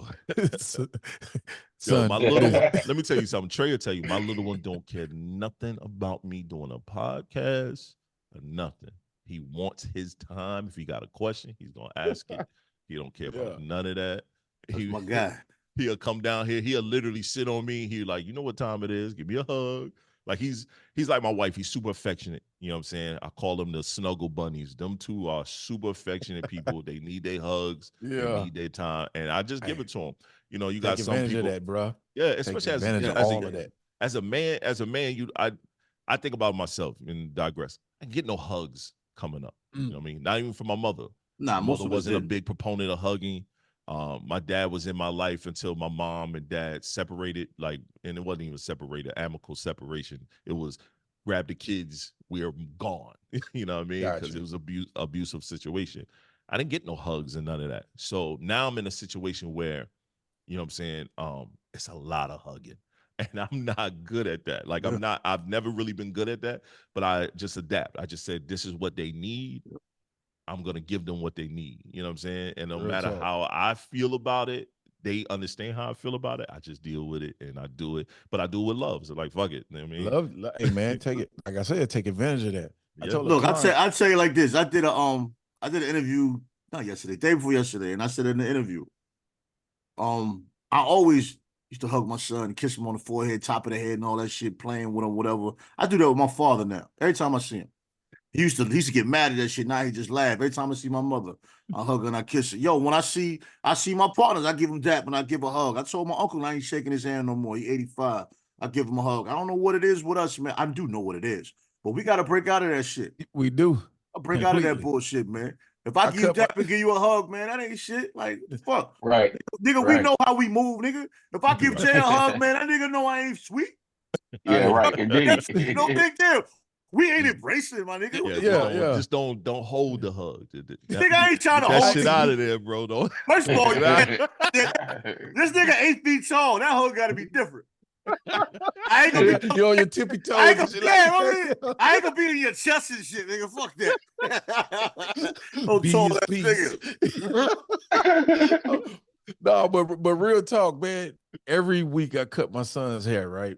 And get him laced up, get him crispy. I'm like, I wish I could cut my hair the way I cut your hair. Right.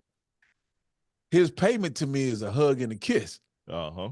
And he's at this stage now. Trey, he done bulked up. He like 205 now. So Yeah. he's walking around like, yeah, dad. And he always flexing. I'm like, stop looking in the mirror, man. You good. He go to Gold's Gym, and I'm like, That's my spot. I get it. I get it, Chris.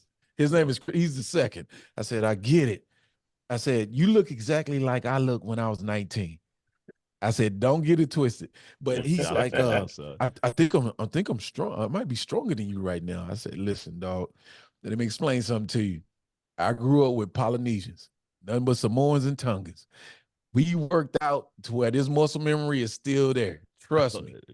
So now he done got me a membership at Gold's Gym. So I hit the gym at 6 o'clock in the morning to 7:30. And I'm like, yeah, you really gonna have some problems now because now I'm catching back up. Right.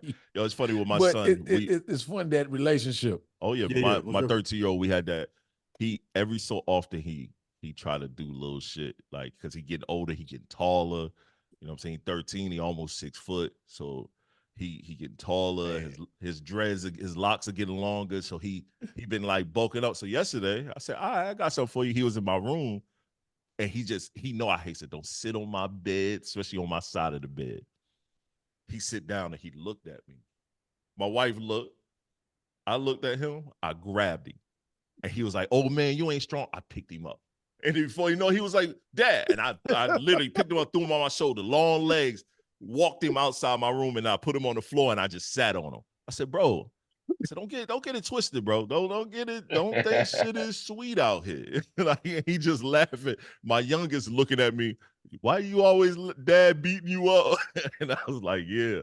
But I do that so the little one, because the little one's gonna be taller than all us. And by the time he gets to an age, I ain't gonna feel like dealing with none of that shit. So he got to see what I can do to his brother. Cause enjoy all of that shit, man. My son's 29, man. It's a different energy. You know, when they get that age, man. You know what I'm saying? It's different because I hear from my son every day, whether it's a text message or a call, and it's like, to me, it's dope to have a son that age that still, gives a fuck about pops, man. Because when you have a co-parent situation, it's rough, man, because it's a natural instinct for a young man to check on mom first. For real. You know what I'm saying? Because they always think pops is okay. I'll be halfway hating, like, fuck you up for, nigga. Like, but I get it, because he also got a sister because she had another child. And I always tell him, man, yo, take care of the women, man. It kills my time a little bit. We got to be more creative in the time we spend, face to face, because he's 29, he working, he paying his own bills, he trying to do his thing, figure out life, man. And I want him to learn a lot of things. We had a couple of situations where it kind of got tough, where we had to have the dad-son shut down on the phone and get things together, man, because when you co-parent, a lot of times, the mother overcompensates with bullshit with the fact you're not there. Yeah. And they baby him a little bit. And right. you got to be the bad guy with your own child. And I had to do that for a while. And now, like, he was on our podcast. And you know, TS probably knows him better now because he was on the podcast. And he's even said as he got older, he realizes why certain things were what they were and why I had to be hard on him in certain situations. And I didn't want to be that hard guy all the time, man. Pause. But you got to be that tough guy with your son sometimes. You know what I mean? Yeah, that was why I caught myself. You got to be tough. You got to be tough with your son sometimes. And you know, when you're young, they tell you this is gonna hurt me more than it hurts you. And you're like, what? You're beating my ass. What are you talking about? And then when you become older, you realize it like, damn, you know, you said that tough shit to your child, then you get in the room by yourself. It's like, damn, I ain't want to talk to him like that. But he had to hear that though. Man, I'm always the bad guy. I'm always the bad guy. You gotta go through it. It's crazy to be the bad guy. But you gotta go through it. You gotta go through it. For me, with my oldest kid is this, man. We just kind of a couple years ago rekindled our relationship. We didn't have a relationship for a number of years of her life because of that co-parenting shit. You know what I mean? One parent is the bad guy, the other parent isn't the bad guy. One parent keeps the child away from you. You know, different dynamics. So, you know what I mean? For me, when me and my daughter rekindled our relationship, she was getting ready to graduate high school. She was close to graduating high school when we rekindled our relationship. And once we did that, you would swear up and down, and we've had my daughter on the podcast as well. You would swear up and down. We've known each other and we've been around each other the whole duration of her life. You know what I'm saying? Because out her own mouth, she told me, I see it now.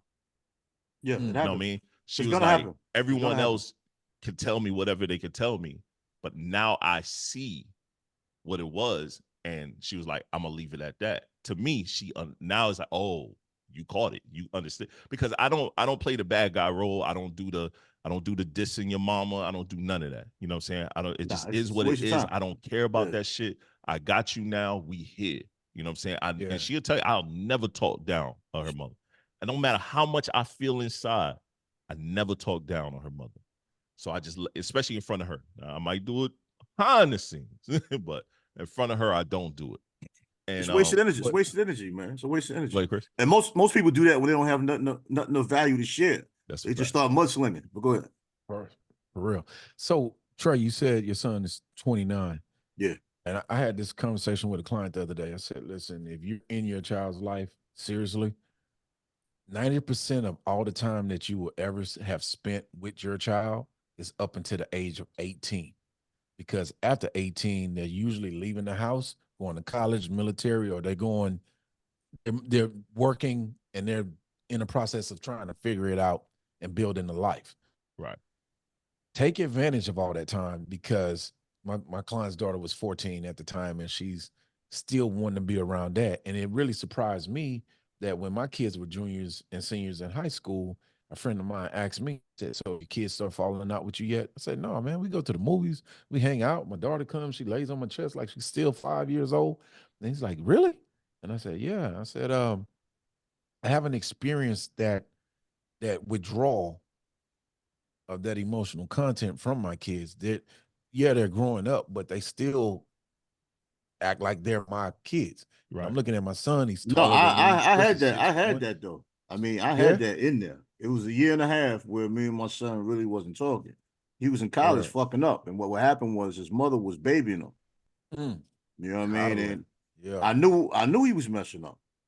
You know what I'm saying? And it's like one day I pulled up on him at school.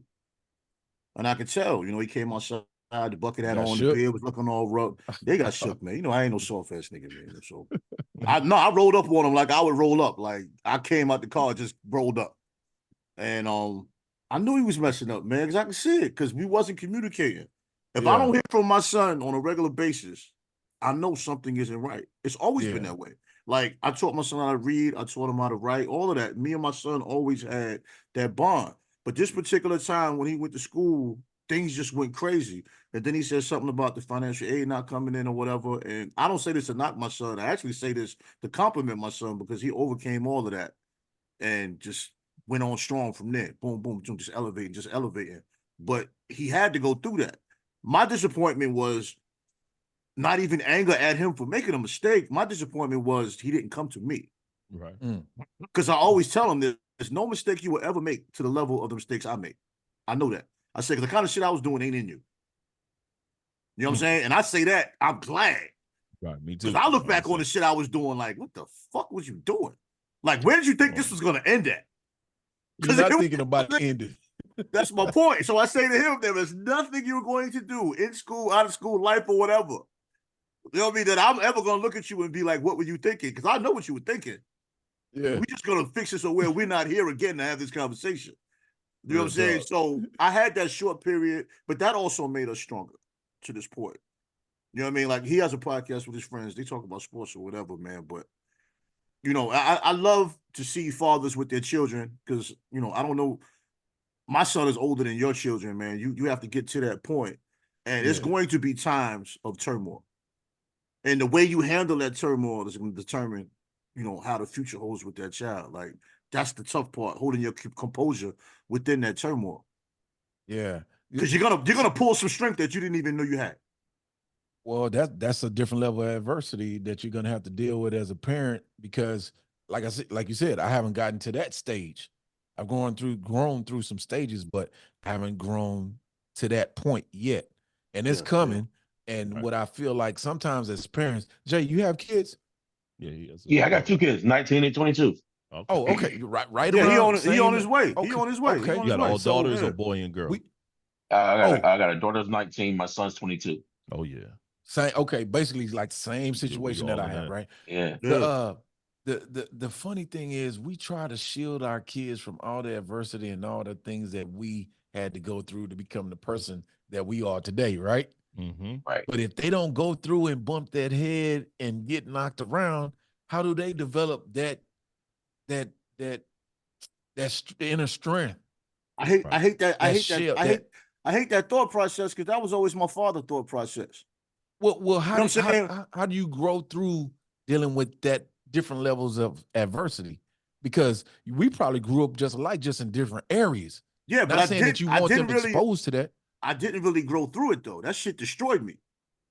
Yeah, me too. Because you sent me to a private school in New York City where I'm the enemy, where I almost got to fight every day or ignore a fight so I don't get in trouble. You know what I'm saying? Where I have to deal with racism at a young age. You know what I'm saying? Where I have to deal with abuse from teachers at a young age, where you don't support me because you still have faith in the school system. You know what I'm saying? That shit fucked me up. Because when I come home, you don't believe what I'm saying because you believe these teachers. And these teachers are white people. So it's more than them just being a teacher. It's also them being the establishment that doesn't want to see me successful. You're paying for me to go to a private school and I taught myself how to write. You know what I'm saying? But you're not listening to me to hear me. They ain't teaching me shit. That made me militant. That made me aggressive. That made me combative. And it made me an introvert. So I didn't trust anybody, black or white. So I just learned how to be a friend. See what I'm saying? Yeah. I applaud you for that. I just got to a point where I can tell Jay I'm proud of you. Because I have to talk to people that way. Where I can tell TS I love him. That's my brother. That's not my friend. That's my brother. Yeah. And when I talk to K-Dub, I tell people that's my mentor. See what I'm saying? And when I give a ring to my woman, I can have tears in my eyes because that's different. Right. Yeah. You know what I'm saying? Right. There's a level of growth I would never think I would get to. Because we all got something inside of us that we don't even know is there. Real. And to find that, it's going to hurt first. But when the hurt is over, we did. Well, y'all go ahead. No, you cooking. Hey, that's dope, bro. Because you was having a breakthrough right there, and I was going to keep cooking. Yep. I wasn't going to say nothing. What we tend to do when we get to that point, we'll pause because we're acknowledging that emotion that we're evoking right there. And sometimes it's best to let that simmer, man. Let that cook because it's real. Sometimes we, as men, we don't vocalize that to one another enough to let you know how real we are. Yeah. Because if you catch me, this tough exterior up, you know what I mean? Like you said, we all grew up in similar ways, you know what I'm saying, but in different areas, you know what I'm saying? And he's right. Like you guys, like Trey talking about moving from New York to down south. You know, I moved from the Midwest. I'm from Detroit and moved all the way to the South Carolina. You know what I mean? First hint of racism I ever seen was in South Carolina. You know what I mean? And then realizing mentally, I can't do this. Also hustling, you know what I mean? Being in the streets, really turning into what my daddy was. You know what I'm saying? Like Man. seeing him being a hustler, telling myself I'm never gonna do that. Next, you know, I'm out here selling dope. You know what I mean? Doing the same thing. Don't have to do it. Doing that shit, and you realize you don't have to do this shit, but you doing Yeah. it. You know what I'm saying? And I Yeah. look at my boys and I'm like, the one thing I don't do is tell my boys, y'all got it easy, man. Way I grew up. You know what I mean? Like I don't tell them that. Yo, you have these luxuries for a reason. You know what I mean? Like, yo, I'm out here busting my ass. Now I'm just teaching you how to also bust your ass. I get what Trey's saying. You know, you don't want them to go through the hurt, but I also feel like you kind of got to go through some of your own pain or your own trials and tribulations on your own, whatever you create for yourself. You know what I mean? Yeah. Yes, I'm always gonna be right here. I'm your biggest cheerleader. I'm your biggest supporter. If you go through it and you need someone to speak to, I'll have an open door policy. And that's the great thing about my kids. I love, from my 23-year-old daughter to my 8-year-old son. If they going through something, they never had a problem with just coming to me. Come and tell me. Because I don't judge. I just listen. And then you cry or you do whatever. And I ask you, okay, now that you're done doing that, what can we do to fix this? You know what I'm saying? That's their new work. That's their new work. We need more. Trey has encountered that with my oldest son. I was on the phone talking with him. My son upset. He crying. I got off the phone with him. Sit down, bro. Let's talk. He telling me everything, how he feeling. Okay, cool. I acknowledge your feelings. Cool. All right, you done? You feel better? Now what are we gonna do to fix this? Let's talk about solution based. All right. Yeah. Let's figure out what we can do to fix this. And now, once you say what you want to do, now I'm gonna hold you to you correcting whatever thing that you went through during this moment. Let's hold each other accountable for that.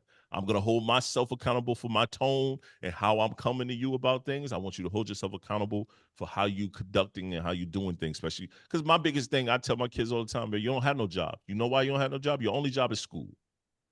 Yeah, that's it. This early stage, go to school, bro.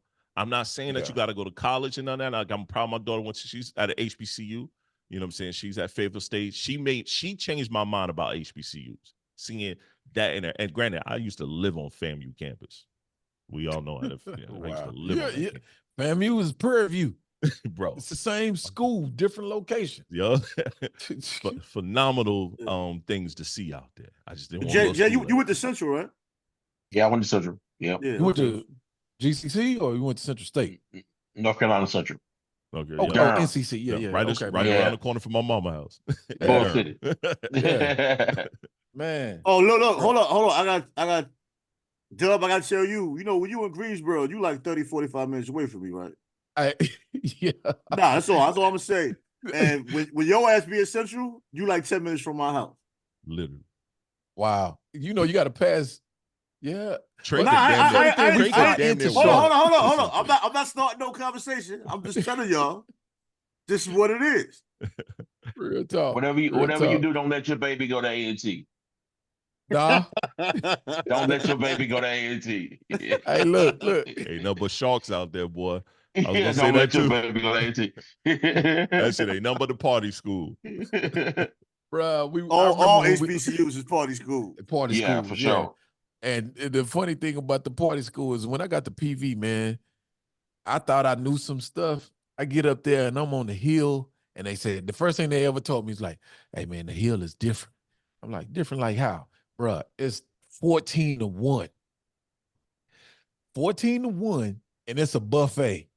And I ain't never seen the black diaspora from darkest night to lightest white. And you're like, bro, that's FAMU. I want to try the entire buffet.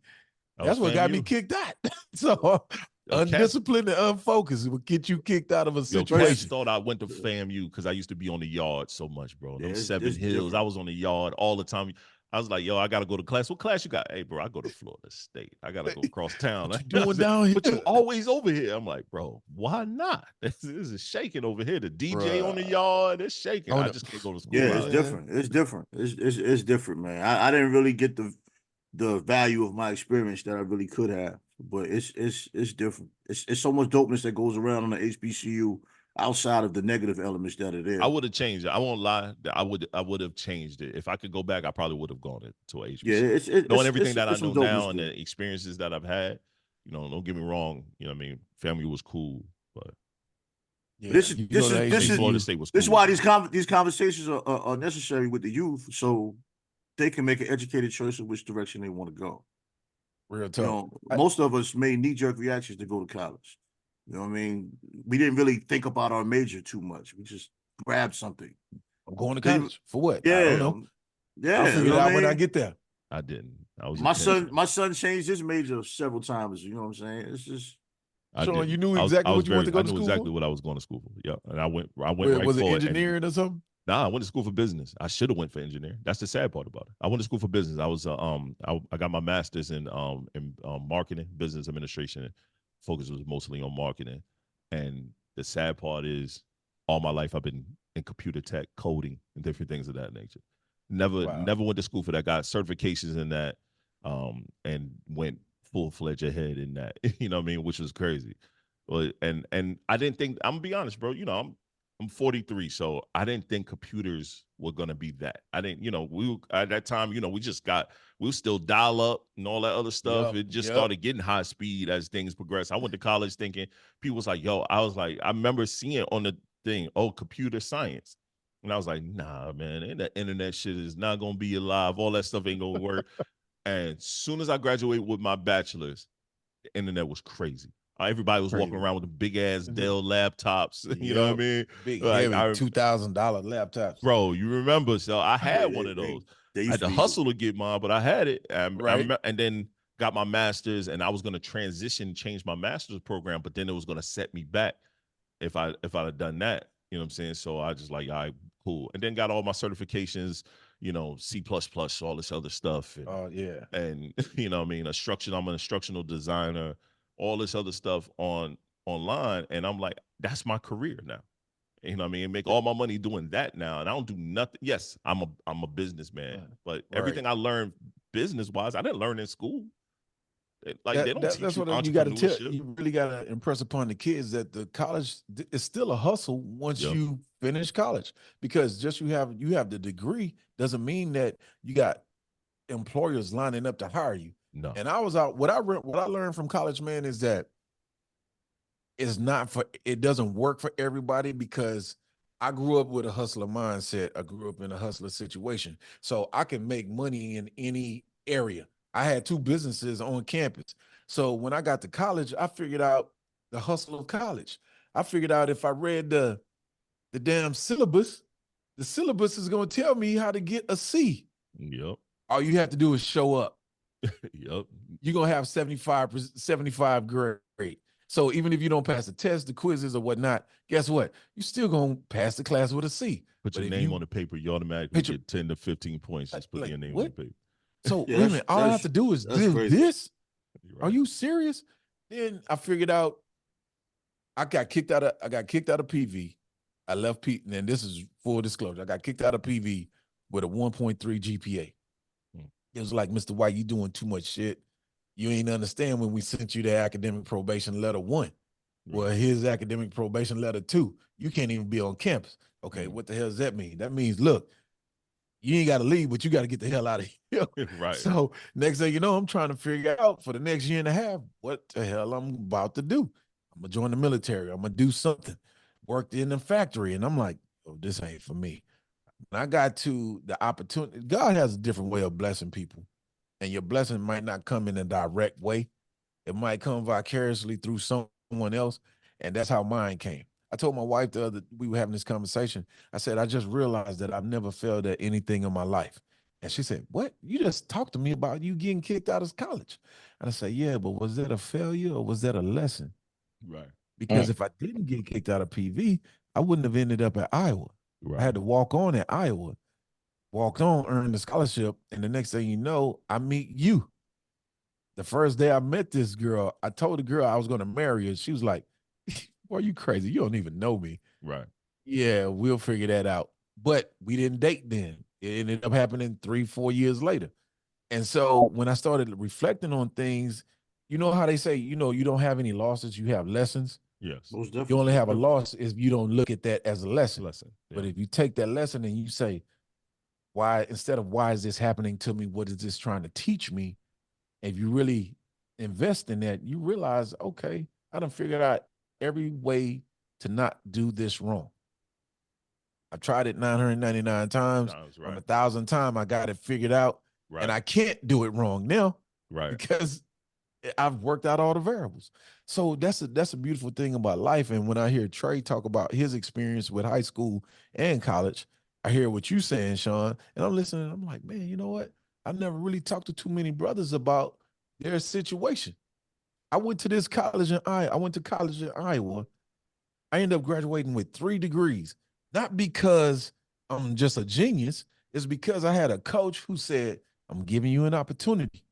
And I've already talked to your mother, and I guaranteed her that you're going to graduate with a degree. So this is what you're going to do. You're going to do first, second session for summer school every year that you're here. You're going to take a full load. I mean, 16 hours every semester that you're here.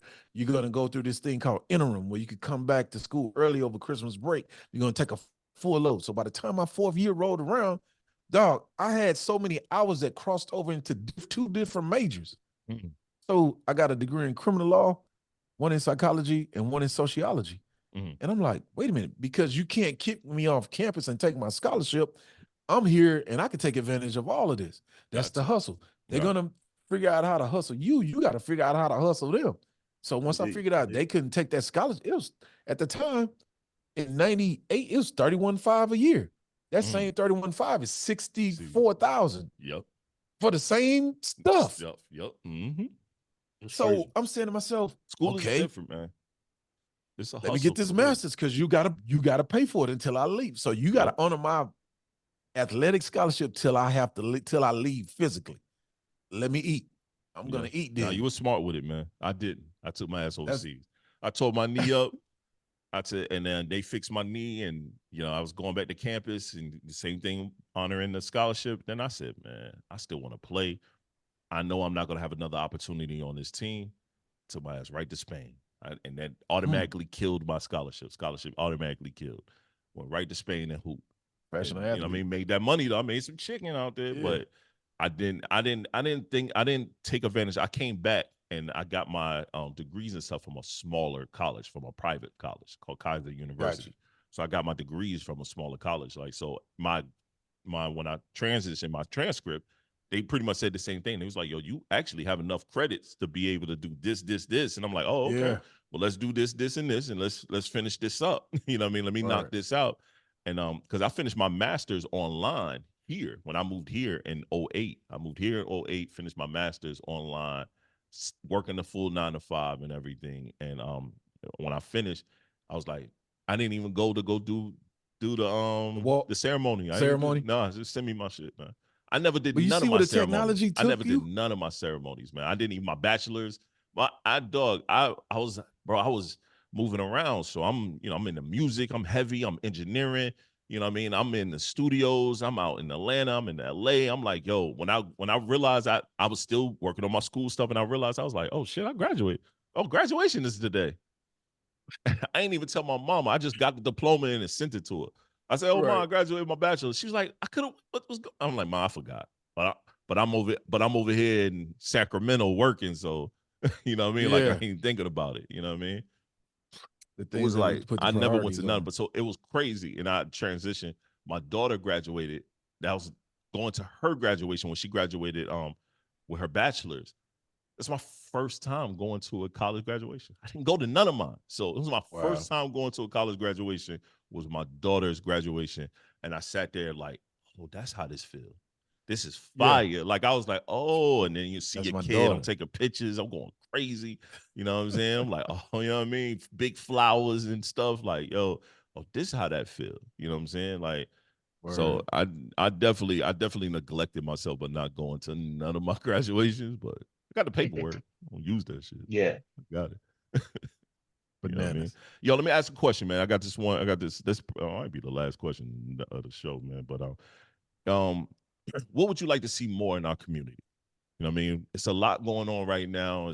It's politics season. You know what I mean? You got the politicians you know, hunting and gathering. They just said that the Democrats are gonna spend what, 3.4 billion into getting our black vote. What do you? And I don't want to make this a political conversation theme thing, but what do you think guys about want to the see more wash. within our community?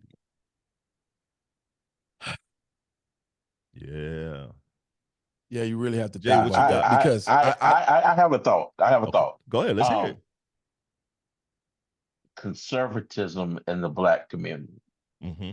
not accepting the progressive thoughts that negatively affect us. Mm-hmm. I think that we literally, if someone is given a handout, we will run right behind them in a heartbeat.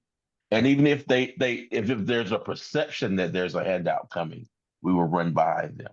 Hey, I think say what you want to say, brother, because I'm no longer I'm not Democrat nor Republican. So say what you're gonna say. Like I know so. I know where you're going. Say that shit. I literally feel like if someone promises us something, even if they have delivered or not over the last 100 years, we will still follow them blindly. Mm-hmm. I think we need to be more self-sufficient Mm-hmm. and figure out how to do it on our own. Mm-hmm. That's me. That's just me.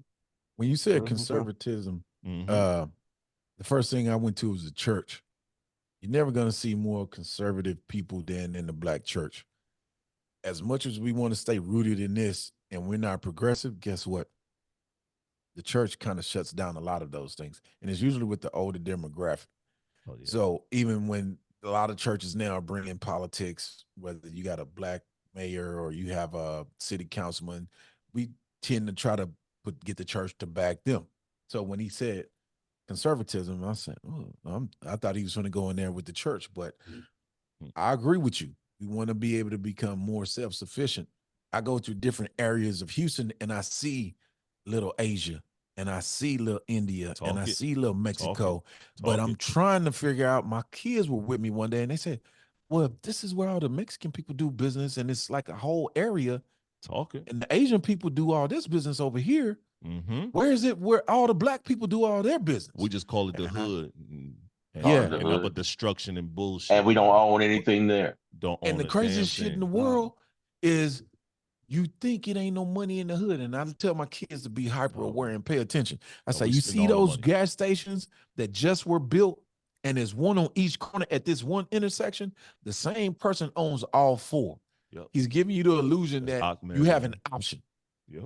But why would they be building multi-million-dollar stores in the hood if there was no money in the hood? The beer cooler is bigger than the whole store. Come on, man. The beer cooler is a whole wall. See, the problem is that we either lost our identity or we gave it away. We didn't lose it. Yeah. Okay. There was another one. We gave it away. We gave it away. We're still giving it away. Or we don't, or like he said, we're following blindly to something. Like it was a point where the couple of generations before us, they had those areas, the Black Wall Streets, this, that, and the third. Durham had a big Black Wall Street. Different other places had their own areas. Yes, things happened where it was destroyed. Why didn't we decide to go back to that, recreate that in a more subtle, formative way? Like even now, we spend billions of our money into everybody else's economic growth, but not our own. We also create the same businesses over and over. Everybody is a barber. Everybody's a hairstylist. Impact. Nothing. Entertainment. Yep. We all in entertainment. Fashion. We all think about the different businesses. Let's keep it above. Even us four right here. We all dibble and dabble within the same business. We all in some form of entertainment. Yes. Some of us also have some other things. Chris, why you're a healthcare professional as well. Yes. You know what I'm saying? You're in mental health and things that we don't see that often in our community, someone leading that. You know what I'm saying? I'm currently dabbling in trucking and I have a real estate, but think about it. Damn near everybody black is within real estate or some form of trucking, and they not, and I don't know how they doing it, but we all kind of do the same businesses. None of us own a grocery store. Right. That's community growth and impact. But you None of just us. said community. Yep. That when you have a community, it's not a hood. Nope. The community is the bank, the grocery, There we go. the Banks. schools. Mm-hmm. Everything when I go into these more affluent areas, you see it's all encompassing. Yep. And it's the first thing you say is, I want to move over there because they have everything that you've been wanting Yep. to be where you are. And, Yep. and I'm not saying I live in a bad area. We have a community. I see different influences of when people move into the community that have never lived in a neighborhood. Right. Mm-hmm. You Yeah. follow me? Definitely. No, I'm with you. Yeah. I'm with you. I get it. I see when I see the kids, and I know exactly where they're from because when I grew up in Fifth Ward, we grew up. I lived in a home behind my grandmother, and we used to walk in the street all day because there was no sidewalks. Right. Mm-hmm. When you move into my neighborhood, there's sidewalks and bike trails and all the shit everywhere, right? Right. But you see the kids that are new to the neighborhood, especially the teenagers, they just walk in the street because they don't know that the sidewalks are meant for you to walk on. Walk on. Right. I'm in the older community, mostly Caucasian. It's a mix. We don't have any sidewalks, but you are right. My kids used to walking on the side because they used to sidewalks and all that stuff. And I see other young little black kids moving to the area. They in the middle of the street. They in the way when cars come in. They don't Like, know the hit me. park. They're not used to nice parks right around the corner. Like you could just go to the park. My kids like, yo, I'm going to Green Court, Dad. All right, cool. It's right around the corner. Oh, Dad, I'm going up to this other park right up the street. Like but once again, we personally got to take care of our own areas and also contribute to the ecosystem and pay within our own ecosystems. We're not going to do that, man. A lot of us we run to these high designers for everything. Yes, spend your money how you want to spend. I'm not saying don't spend your bread. I'm not saying that. I'm not saying don't, you know what I mean? But yo, we don't spend our own money within our own circles. And I know people are going to say this is wrong, but bro, I want good customer service at the same time, bro. Why wouldn't you expect that though? Because I expect it every place I go at. If the customer service is ass, I don't show up no more. Right. Yo, I purposely I make sure I That spend gotta be black. said. But if the customer service is ass, you ain't gotta never see me again, dog. No, That has to be said. pretty much every establishment that I go to, if it's a 3, 4, 5 star, whether it's a restaurant or just a spot, I make it a point to know who the general manager is. Because if I like it, I'm going to be back. If I come back, I'm bringing friends, I'm bringing family. Word. If we got bad customer service or your wait staff is terrible, listen, I just Never went and see me went again. to the Warwick here. Warwick is new, it's black owned. And I wanted to experience, I took my whole family over here for upscale dining experience. My kid, like I said, my kids think they rich. Yeah, oh yeah. So we go there, we spend about $700. Not to say I spent fucking $700, but that's what it came to. But the experience, right, from the ambiance to the facility to the engagement, the general manager came out. I didn't know we were sitting at the best table. I just knew that we were sitting where, like, we got this big bay window view of the city. And he came over, he introduced himself as the general manager, and we talked for about 5 minutes. Afterwards, we developed a rapport. Right. And my wife was like, you know this guy? I'm like, no, I wish I would have, because we probably wouldn't have paid $700 for this experience. Right. But what I needed my kids to see and understand is this is your level of expectation when you come to something of this nature. Right. But if you don't receive that, and you done spent your hard-earned money on it, don't accept the fact that just because they look like us, that's just what they do. Like, nah, I'll tell you in a heartbeat. Listen. Facts. Trey and I tell each other about restaurants all the time. All the time. Black, mix, whatever. I'll be like, yo, you tried it yet? No, I haven't tried it yet. You tried it yet? Yeah, I just tried this place. This was good. This and the third. Yo, staff was great. Or, yo, the staff ain't good over there, fam. Ain't going. We ain't going. We not gonna support. If one of us say that, it's a wrap. Or the food don't be on point, staff could be good, food not on point. I take that as just this time. Let's try one more time. Let's see what it is, and you know what I mean, stuff like that. But at the same time, we gotta demand the same excellence that we demand in everyone else. Because you're demanding the same prices. Yeah. Bro, I'm gonna tell you, the best service I've ever had in a restaurant was a hole in the wall spot in Inglewood, California. That's famous. What's the spot? I forgot the name of it, but Ice Cube, Snoop, and all of them go here. They got some of the best food I've ever had. It's like a brunch spot, right? You go in there, everybody that worked there is nothing but smiling black faces. You see a lot of older gentlemen sitting there eating their catfish and eggs and French toast. Yo, they got nice jazz playing. Yo, it's almost like you going home to see your family. Everybody, good move. Wow. What you got good on the menu? It's a conversation. Everybody's talking. How you doing? How you doing? Smiling. Yo, bro, I've never in my life been in a black-owned restaurant with such great energy. It just slipped my mind as we talking. Never. Have you ever gone to a place that had terrible service? By the time you got your water or your bread and whatnot, and you just said, you know what? I leave. This ain't all the for time. me and left. Yeah, I leave all the time. do When I was a all the time. child, I remember my father was do the same. notorious for that. I don't care how hungry I was, how hungry he was. He would tell them people their face, "You ain't gonna get my money," and walk up out of there.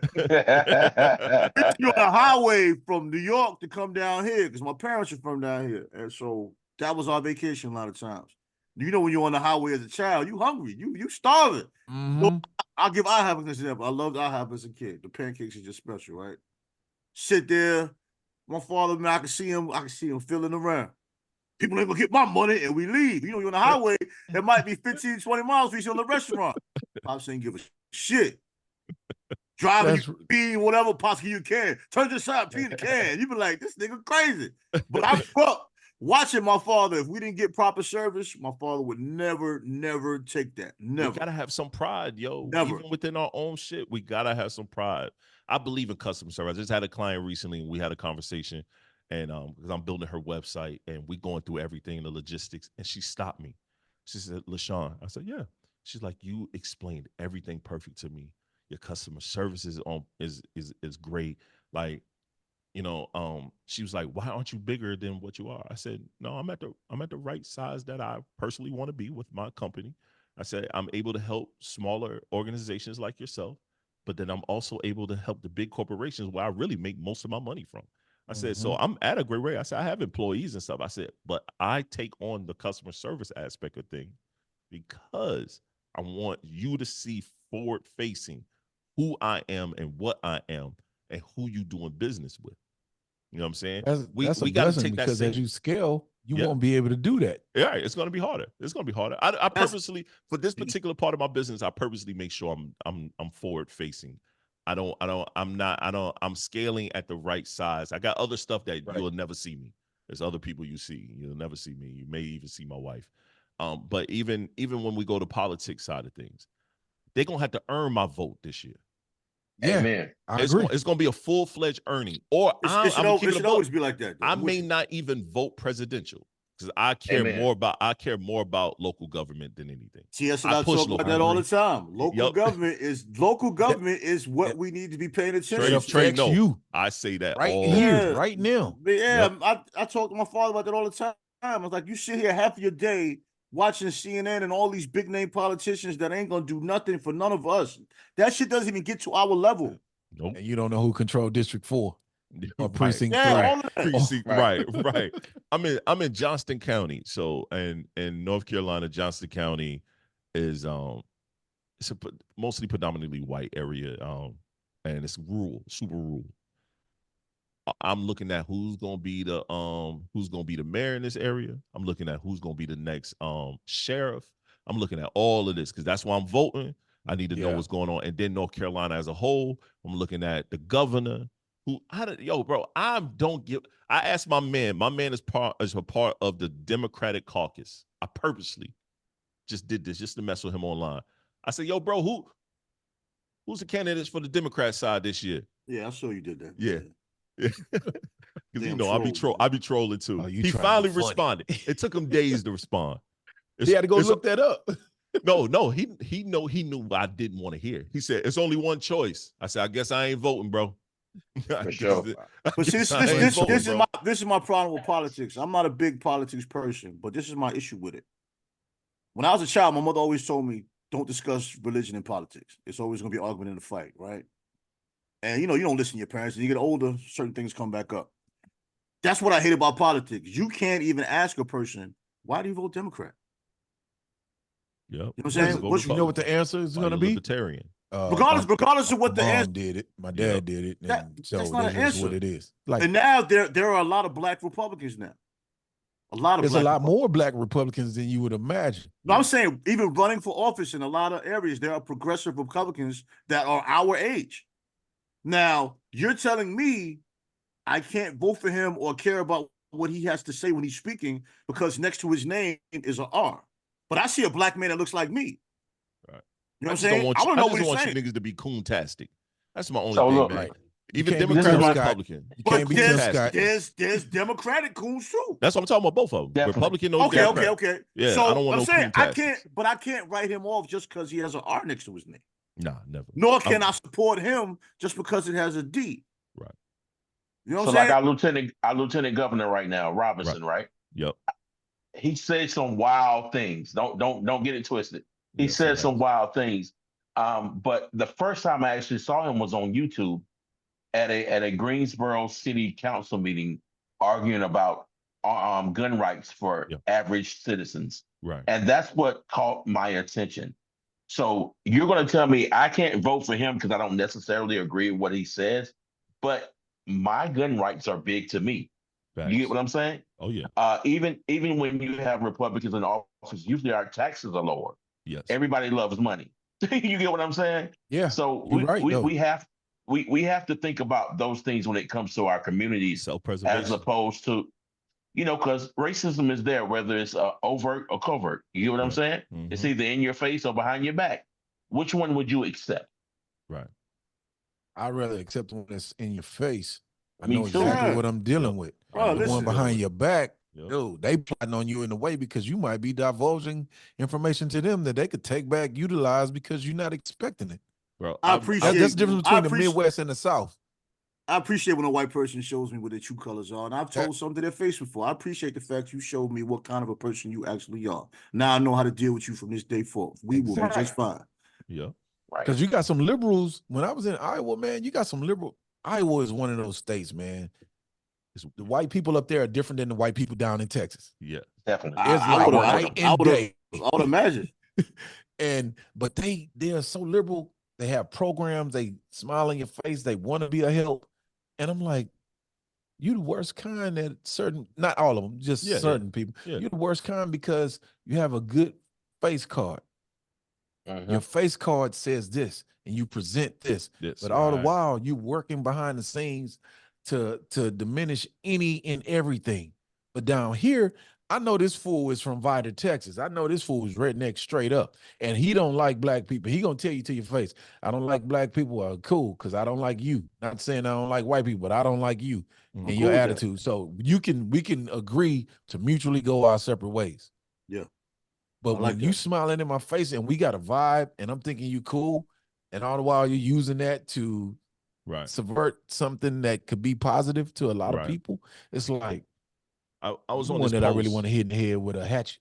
Right. I was on this post on Instagram. It was this guy was like, it's a lot of black people not voting for president, this, that, and the third. They are not voting at all, this, that, and the third. I told him, I said, yo, I put in the comment, I said, it's not that we're not voting. I said, we're voting. We're just focusing more on the vote that matters to us. Y'all want us to only vote for Biden and Democrats. That's not the case no more. We're not doing that no more. We're not just following. Man. We're just not following the traditional way of what blacks Bruh. are supposed to vote. Because we all know traditionally at one point we only voted Republican. You know what I'm saying? Blacks started out Republican. And then, transition to They Democrat because once right. again, everybody cater to whatever it needs. They know they need us. We gotta start making them motherfuckers earn our vote, man. Earn it. Like Jay said, we get that joint up so quickly, yo. We just So give easy, it bro. up.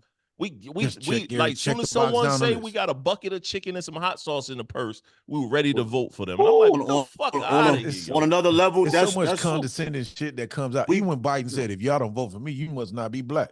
And I ain't Like, vote for dude, that I crap watched anymore. your record Yeah, when but- you was in the Senate. Right. The Biden shit is that the you same did. man. Biden is the same man that called He- us monkeys. He didn't Yep. want his children Right. going to school with them monkeys. He's the same man. Yeah. Bro, We lose. I mean, even like a the- super predator on go ahead, down. Jake. Go ahead, Even Jake. the Chucks and Pearls movement. Yep. That Oh was my a slap in God. our face, bro. Man, and women- Trey, Chucks I and was Pearl- online yeah. just acting a fool. Yeah, I he was talking he mad was. junk. Look. I didn't care. Yep. But Harris, see, does how long did the Chucks and Pearls last? 2 weeks? 2 weeks. Was it even 2 weeks? 2 weeks. I ain't seen her since. bro. Leave the room. My mother even asked me, where's she been? I saw her line dancing at the Celebration Bowl about a month ago. That's the last time I've seen her, bro. But does that mean that? Hold up, everybody was acting like they were so shocked when they saw her family. Why? Because they don't do their research, bro. No, If you Everybody knew the knew history it. of her, listen, that's what I'm saying. All she'll the run through. AKAs, If you would have seen the hit, all the AKAs and the Deltas and all the sorority sisters was like, oh, happy as hell. They had the T-shirts. They were doing photo shoots with pearls on and chucks, all of that. And then when she showed her family, everybody was like, oh. Yeah, we know she slept her way to the top. yeah, And then she married But It was yeah. a the other plan. side. It's It was that a plan. plan. It was a plan. I mean, that's Yeah, what she. bro. That's how. I mean, if you ask people about what she did when she was As an attorney, she was a DA. DA, they will tell And you all she them was black not dudes that she for- locked up just for numbers, It's for not- stats. There's not one person in California that has a good thing to say about her. I will tell you No. that. Bro, I mean, literally, brother, she actually held people in prison who should have been let out due to exactly. marijuana laws Exactly. being lifted. That they Come making on, man. trillions on. She Yeah, That should have told doing you the something same. right She did there. the same thing with the Alabama DA is doing right now in Alabama, where he doesn't want to. Yeah, currently right now he doesn't want to release none of the people that's on that should be released right now. Their time is up. He's like they are good people to clean the cars and keep working in Right. like he literally bro, said that is this. the most. Like he Bruh. literally said that. Wow. He was See, like, we're releasing all the super bad guys, but why are we? He said we're not releasing the super bad guys, but we want to release the good guys, the ones that we use to work in these fields and keep cleaning these cars and doing the manual labor work for the jails. I was like, are you fucking kidding me? That's Crazy, fucking man. incredible. Yeah, it's different. It's a different time, and I think right now, I'm definitely Jay. I'm with you 1,000% on us forcing. We need to self-preservation, focus on us, stop running to the Democratic or just whatever side that thinks that we supposed to. We need definitely more. What You think we need another party? Yes, Because right now these two parties are both feckless. no, you know what? No, we don't need another they- party. I think we need go back for to what somebody you just like said. me, somebody like me, it's some Republicans that I like their agenda and what they're doing in local government. It's some Democrats, I'm like, I like some of the things that you're working on. Yeah. But if you just make the ticket, you vote straight Republican or straight Democrat, or you have to go through and pick, I'm like, man, you just need a whole different party that's more progressive and understand. You got people that are 70 and 80 years old running government. But no one is gonna vote other party because we have the independent. I'm an independent. So I decided not to be any side. I'm not any side. I play my shit down the middle. No one is gonna vote on any independent president ballot because we're the money that's involved. It's not even that the money because we had not to bring up Ross Perot, but Ross Perot been the independent front runner for years back in the day when we was younger, and he was richer than most everyone. He was billionaire. He was back a billionaire. then. He's been a billionaire. Rest his soul. I mean, Bernie Sanders, he ran the independent movement for a minute, and he's richer than most of everyone. But the thing is this: people said Bernie Sanders was too old, but is he older than Biden? No, man. It don't even. And they both went to high school with Jesus, man. Yeah. You know what I'm saying? Was Bernie older than Biden? Trump I old. wasn't trying to cut you off. We need a age cap at how old, because Biden is 88. Biden is 88. But look, is there even a good? Is there? No, he can't be 88. No, No, Biden 80 something. Yeah. No, he's in his 80s. Biden, he's like 81. He's like 81. Yeah, 81. Trump is 78. Trump is 78. Biden is like 81, 82. I just said 88 because that nigga old as hell. You gonna lock this dude up? But you got people that are, man, they about to cash out. Oh yeah, and they making decisions. It got to be a cap. Okay, man. like that governor for California, right? Right. Newsom. Oh my God. I said he's a bum. He's fucking California. Well, I guarantee you, this is going to be your next presidential candidate. Oh yeah, he's definitely going to be. He's in his late 40s, early 50s. Yeah. Guarantee you, the push that's going to come behind, because he's the most polished looking governor that's out. Right. And they're going to pair him with someone that may be a black woman, that may be progressive in some nature, but ultra conservative. And it's like, dude, this is next. But you know what the biggest thing that needs to change? senators and That stay there for congressmen 25, and women, 30 years. they too long on the too long in their spot. It should be, they should be term based. They have lifetime seats. Like some of them, like dude damn near died sitting and up, he sitting up put there his daughter, talking he put his about wife dog. in. How old was Jesse Mitch Helms when he McConnell. died? Remember Yes. Jesse Helms? Years ago, Was Jesse it Helms was Helms or like 90. Thurman? Yeah. Jesse And Helms then had to have been like 90 years old when he died. No, And Mitch Jesse McConnell, Helms, Strong Mitch Thurman. McConnell had four heart attacks, bro, sitting at the well, no, not heart attacks. He had a stroke. That man had four strokes standing up there talking to us, bro. He too old, bro. They too old. Like they definitely need their, like they need to be up for renewal every couple years. But like they 4 or 5 they years. get reelected because of the money. Yep. You ever seen that movie Distinguished Gentleman? Yeah. With Eddie Murphy. Yeah. Yep. Every time I see that movie and it pops up every blue moon, I'm like, this is it for real. They made a movie based on this for real, and everything that you see. We have a Sheila Jackson Lee down here. She was running for mayor, and she said she was going to resign from her seat in the House, and she was segueing her daughter as her replacement. I'm like, wait a minute. See? You can have this and then tell them who you keep want. it within the family. They keep that seat within the family. And then I'm looking at different areas when you go to vote. Nobody even ran for this district. And I'm saying to myself, how much do they pay? Man, I need to go run for one of these fucking Senate seats because you got a chick, that Bobert chick didn't even graduate high school. See? That's crazy. Didn't Marjorie Taylor Greene. See? You wait a minute. Come on, man. Y'all are this stupid. And y'all are getting elected because no one is How looking do at I local government. get the right people behind me to say, hey, you know, Mr. White, he's a mental health professional and he does this. And well, that's why a lot of these small communities never grow. Because down there where my parents are at, that's kind of where they grew up at. There'll be people on the ticket with no qualifications, no education, no life experience, nothing. That just now all of a sudden they're head of the school board, and you wonder why somebody. education is so fucked head up. Of the school and board, sometimes board. Nobody else is running against you. So you looking at your ticket, and there's one person, and you be like, "Oh, I ain't voting for this motherfucker." Nigga, don't matter. It's only if they get one vote, one vote, he wins. Out of these smaller communities, that's why they don't grow. Yep. And when they decide to grow, they're gonna push the black people out because the black people don't even realize they're being pushed out.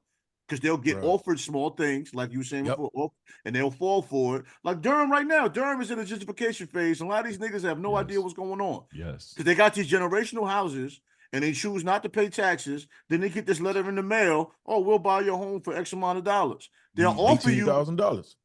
They'll offer you $60,000 without you realizing your house is valued $300 right now. Yep. Because my townhouse right now is valued. My townhouse is valued 3 times what I purchased it for. Yep. Yep. That's why I refuse to sell even when I leave. That's like my mother home. My mother home in Durham is I'm sure 3 times more than what is purchased for. But if you don't have the information, you don't know. You believe in these white people. Well, crime is high and this and that or whatever, and you'll run and leave. You're in the floodplain. Oh, they literally have a neighborhood that's called Acres Homes. The reason it's called Acres Homes is every home is built on an acre lot. Wow. Do you know how many new townhomes that they build on 1 acre? Oh yeah, they put about 14, 7. Yeah. Oh yeah, on this line, 7 on 7 on the other line. You're right. They'll pack in an acre. They'll pack an acre in, boy. I'm trying to do that. And I'm saying to myself, that's been in your family for 35, 40 years. I'm buying land in South Carolina now to do in that. back taxes.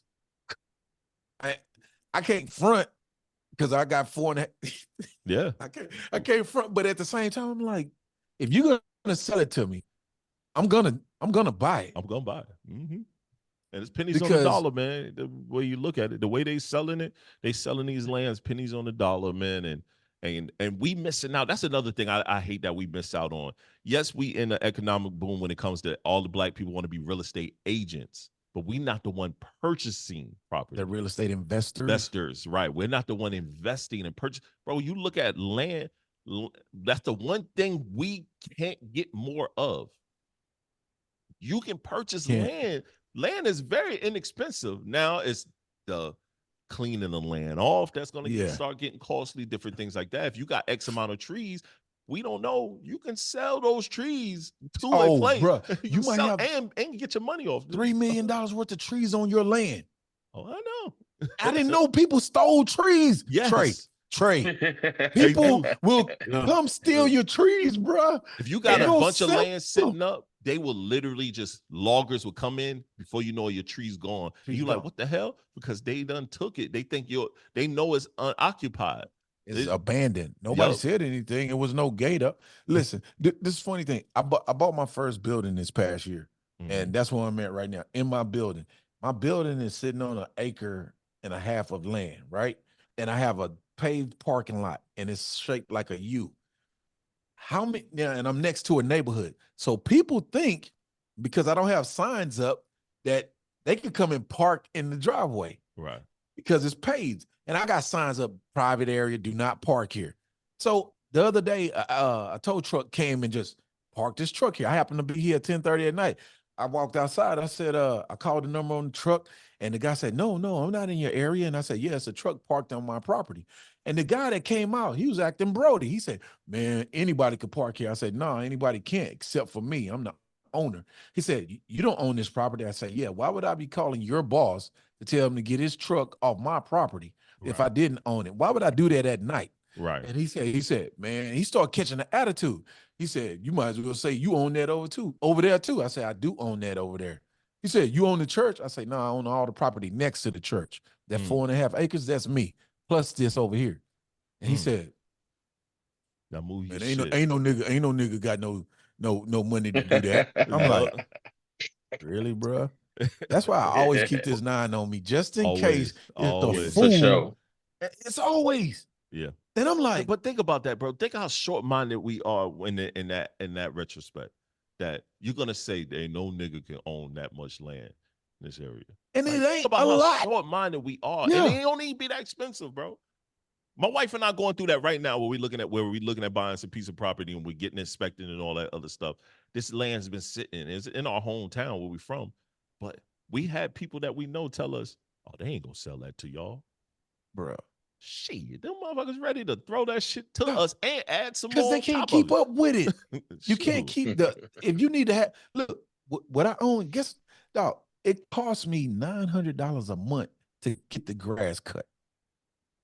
See, why would I want anybody just parking on something that I'm spending an exorbitant amount of money on to maintain, just so you could come and take advantage of it? So when you got people that got acres and they can't keep it maintained, they can't keep up with the taxes might be $200 a year. Yep. But you'd have missed it for the last 25 years. And there's a chunk that you got to pay to keep it out of being at the auction. Auction, right. Let me, yo, guys. let me, Go ahead. yeah, go ahead, bro. No. We was going to wrap it up, man. Let me pay your back taxes. Let me throw you some money per acre. I'll give you $700 an acre. I just was learning about that too. That's the hustle. That's how they get people. I was just learning that same thing. So, hey man, we're gonna wrap it up. I want to thank you guys all for jumping on and being a part of the episode today. My guy Eric, I know he left a little early. Anything you guys want to promote, talk about? Jay, you got anything? Jay Cook, you got anything you want to promote, talk about real quick? What you got going on? I do have a business consultant firm, and we're selling apparel right now through my site, theinfluentiallifestyle.com. I got a shirt on right now. It's all about being influencing each other to be better people. So if you want to check that out, you can do that. Think about dabbing back into a little bit of music. I ain't told Trey about that, but I think I'm gonna do that as well. But I do thank you all for allowing me to be on the platform. This was dope. Yo, Trey, make sure we get that website and stuff, bro. If you can send that over. Yeah. I'll get it. We'll put that up on in the put that by his picture and put it in the description. Sure, Chris, my brother, what you got? What you working on? We really focusing on the Launchpad. If you like to check it out, it's the launchpad.life, where we focus on mental health, behavioral health, and addiction support. If you are a man or you're in need of mental health help, or you just having life issues that you would like to deal with from a Black male perspective, I'm definitely here to help you. I have 4 clinicians on staff have 2 doctors. So if you're in need, the launchpad.life, you can come and check us out and set up an appointment. We do free consultations. Yeah, Right. I'm gonna be bringing the family down there before the year's out too. No doubt. Probably, yeah, we're gonna be coming down there. I already told them. So we're Right. gonna do that. Anything you want to That's promote? what's up. Anything you promote? Yeah, myself, my nigga. Yeah. You know what I mean? Big Tre-Dot. You know what I mean? Yo, yeah, at boy Tre-Dot, man, all the social medias, man. Just follow me, see what I got going on. Got 2 EPs probably come out in April, and I'm gonna do a release party probably in Charlotte, North Carolina, with a live band. I'm gonna have some fun, man, with some grown people, listening to some music, man, being influential, as my brother Shay says, man, and trying to enjoy this music as a way to relax, as a way to be therapeutic within the rhythm, man. Really having fun with it. The acceptance of it has been great. I mean, humbled, I will say. I did not expect it to be received as well as it has been. And my brother TS has been a big part of that, and K Dub been a big part of keeping my mind from going crazy. But yo, it's been dope, man. It's been dope, and I appreciate everyone that's been supportive. That's what's up. What's up? For me, man, by the time this podcast release, the Got What You Need TV side of things will be relaunched. We had some issues when we partnered with the company out in Palestine, and they had the war and things happened where we couldn't relaunch. But I buckled down and finished coding and getting everything together. So by the time this episode drops, you will also go on Roku and check out our TV channel, and then we'll be rolling a couple things out. Also, man, I'm on a radio, back doing radio again. I'm on satellite radio, but I'm also on independent internet radio on We Got the Jams radio. Check out my show. It's called The Vibes with TALLSHON every Friday and Sunday from 7 to 8 p.m. Eastern Standard Time. If you follow me on social media at TS is who I am, you'll find everything there. My show has been kind of going crazy. I've been having a lot of live listeners. I'm at about 1,500 live listeners on my show for that hour. It ranged between 15 and about 900 during that time frame, which is damn good for an independent internet radio show. I guess Yeah, holla at the really Dot like Box too. I'm on his network also. I got a playlist show. We got the Dot Box every 90s hip hop, early 2000 hip hop. Dope playlist of music you can just ride to, bringing them classics out. We have fun with that, man. We have a lot of fun, man. But I'd like to thank you all, guys. Once again, I thank you all for just being a part of the episode. And I really thank you, Trey. End us off of this the first of the year. This the first part of the year. I need you to end us off with some good words, man. So let's hear it. People look forward to it. I'm gonna recycle what I said in my last interview, man. I want to also put it on this platform. The people that you know personally will intentionally ignore you and what you're doing in hopes that you stop what you're doing and progressing and doing the things that they're either scared or not capable to do. So don't lose focus on what you're trying to do in life. Stay on your goals, stay on your dean, keep in motion.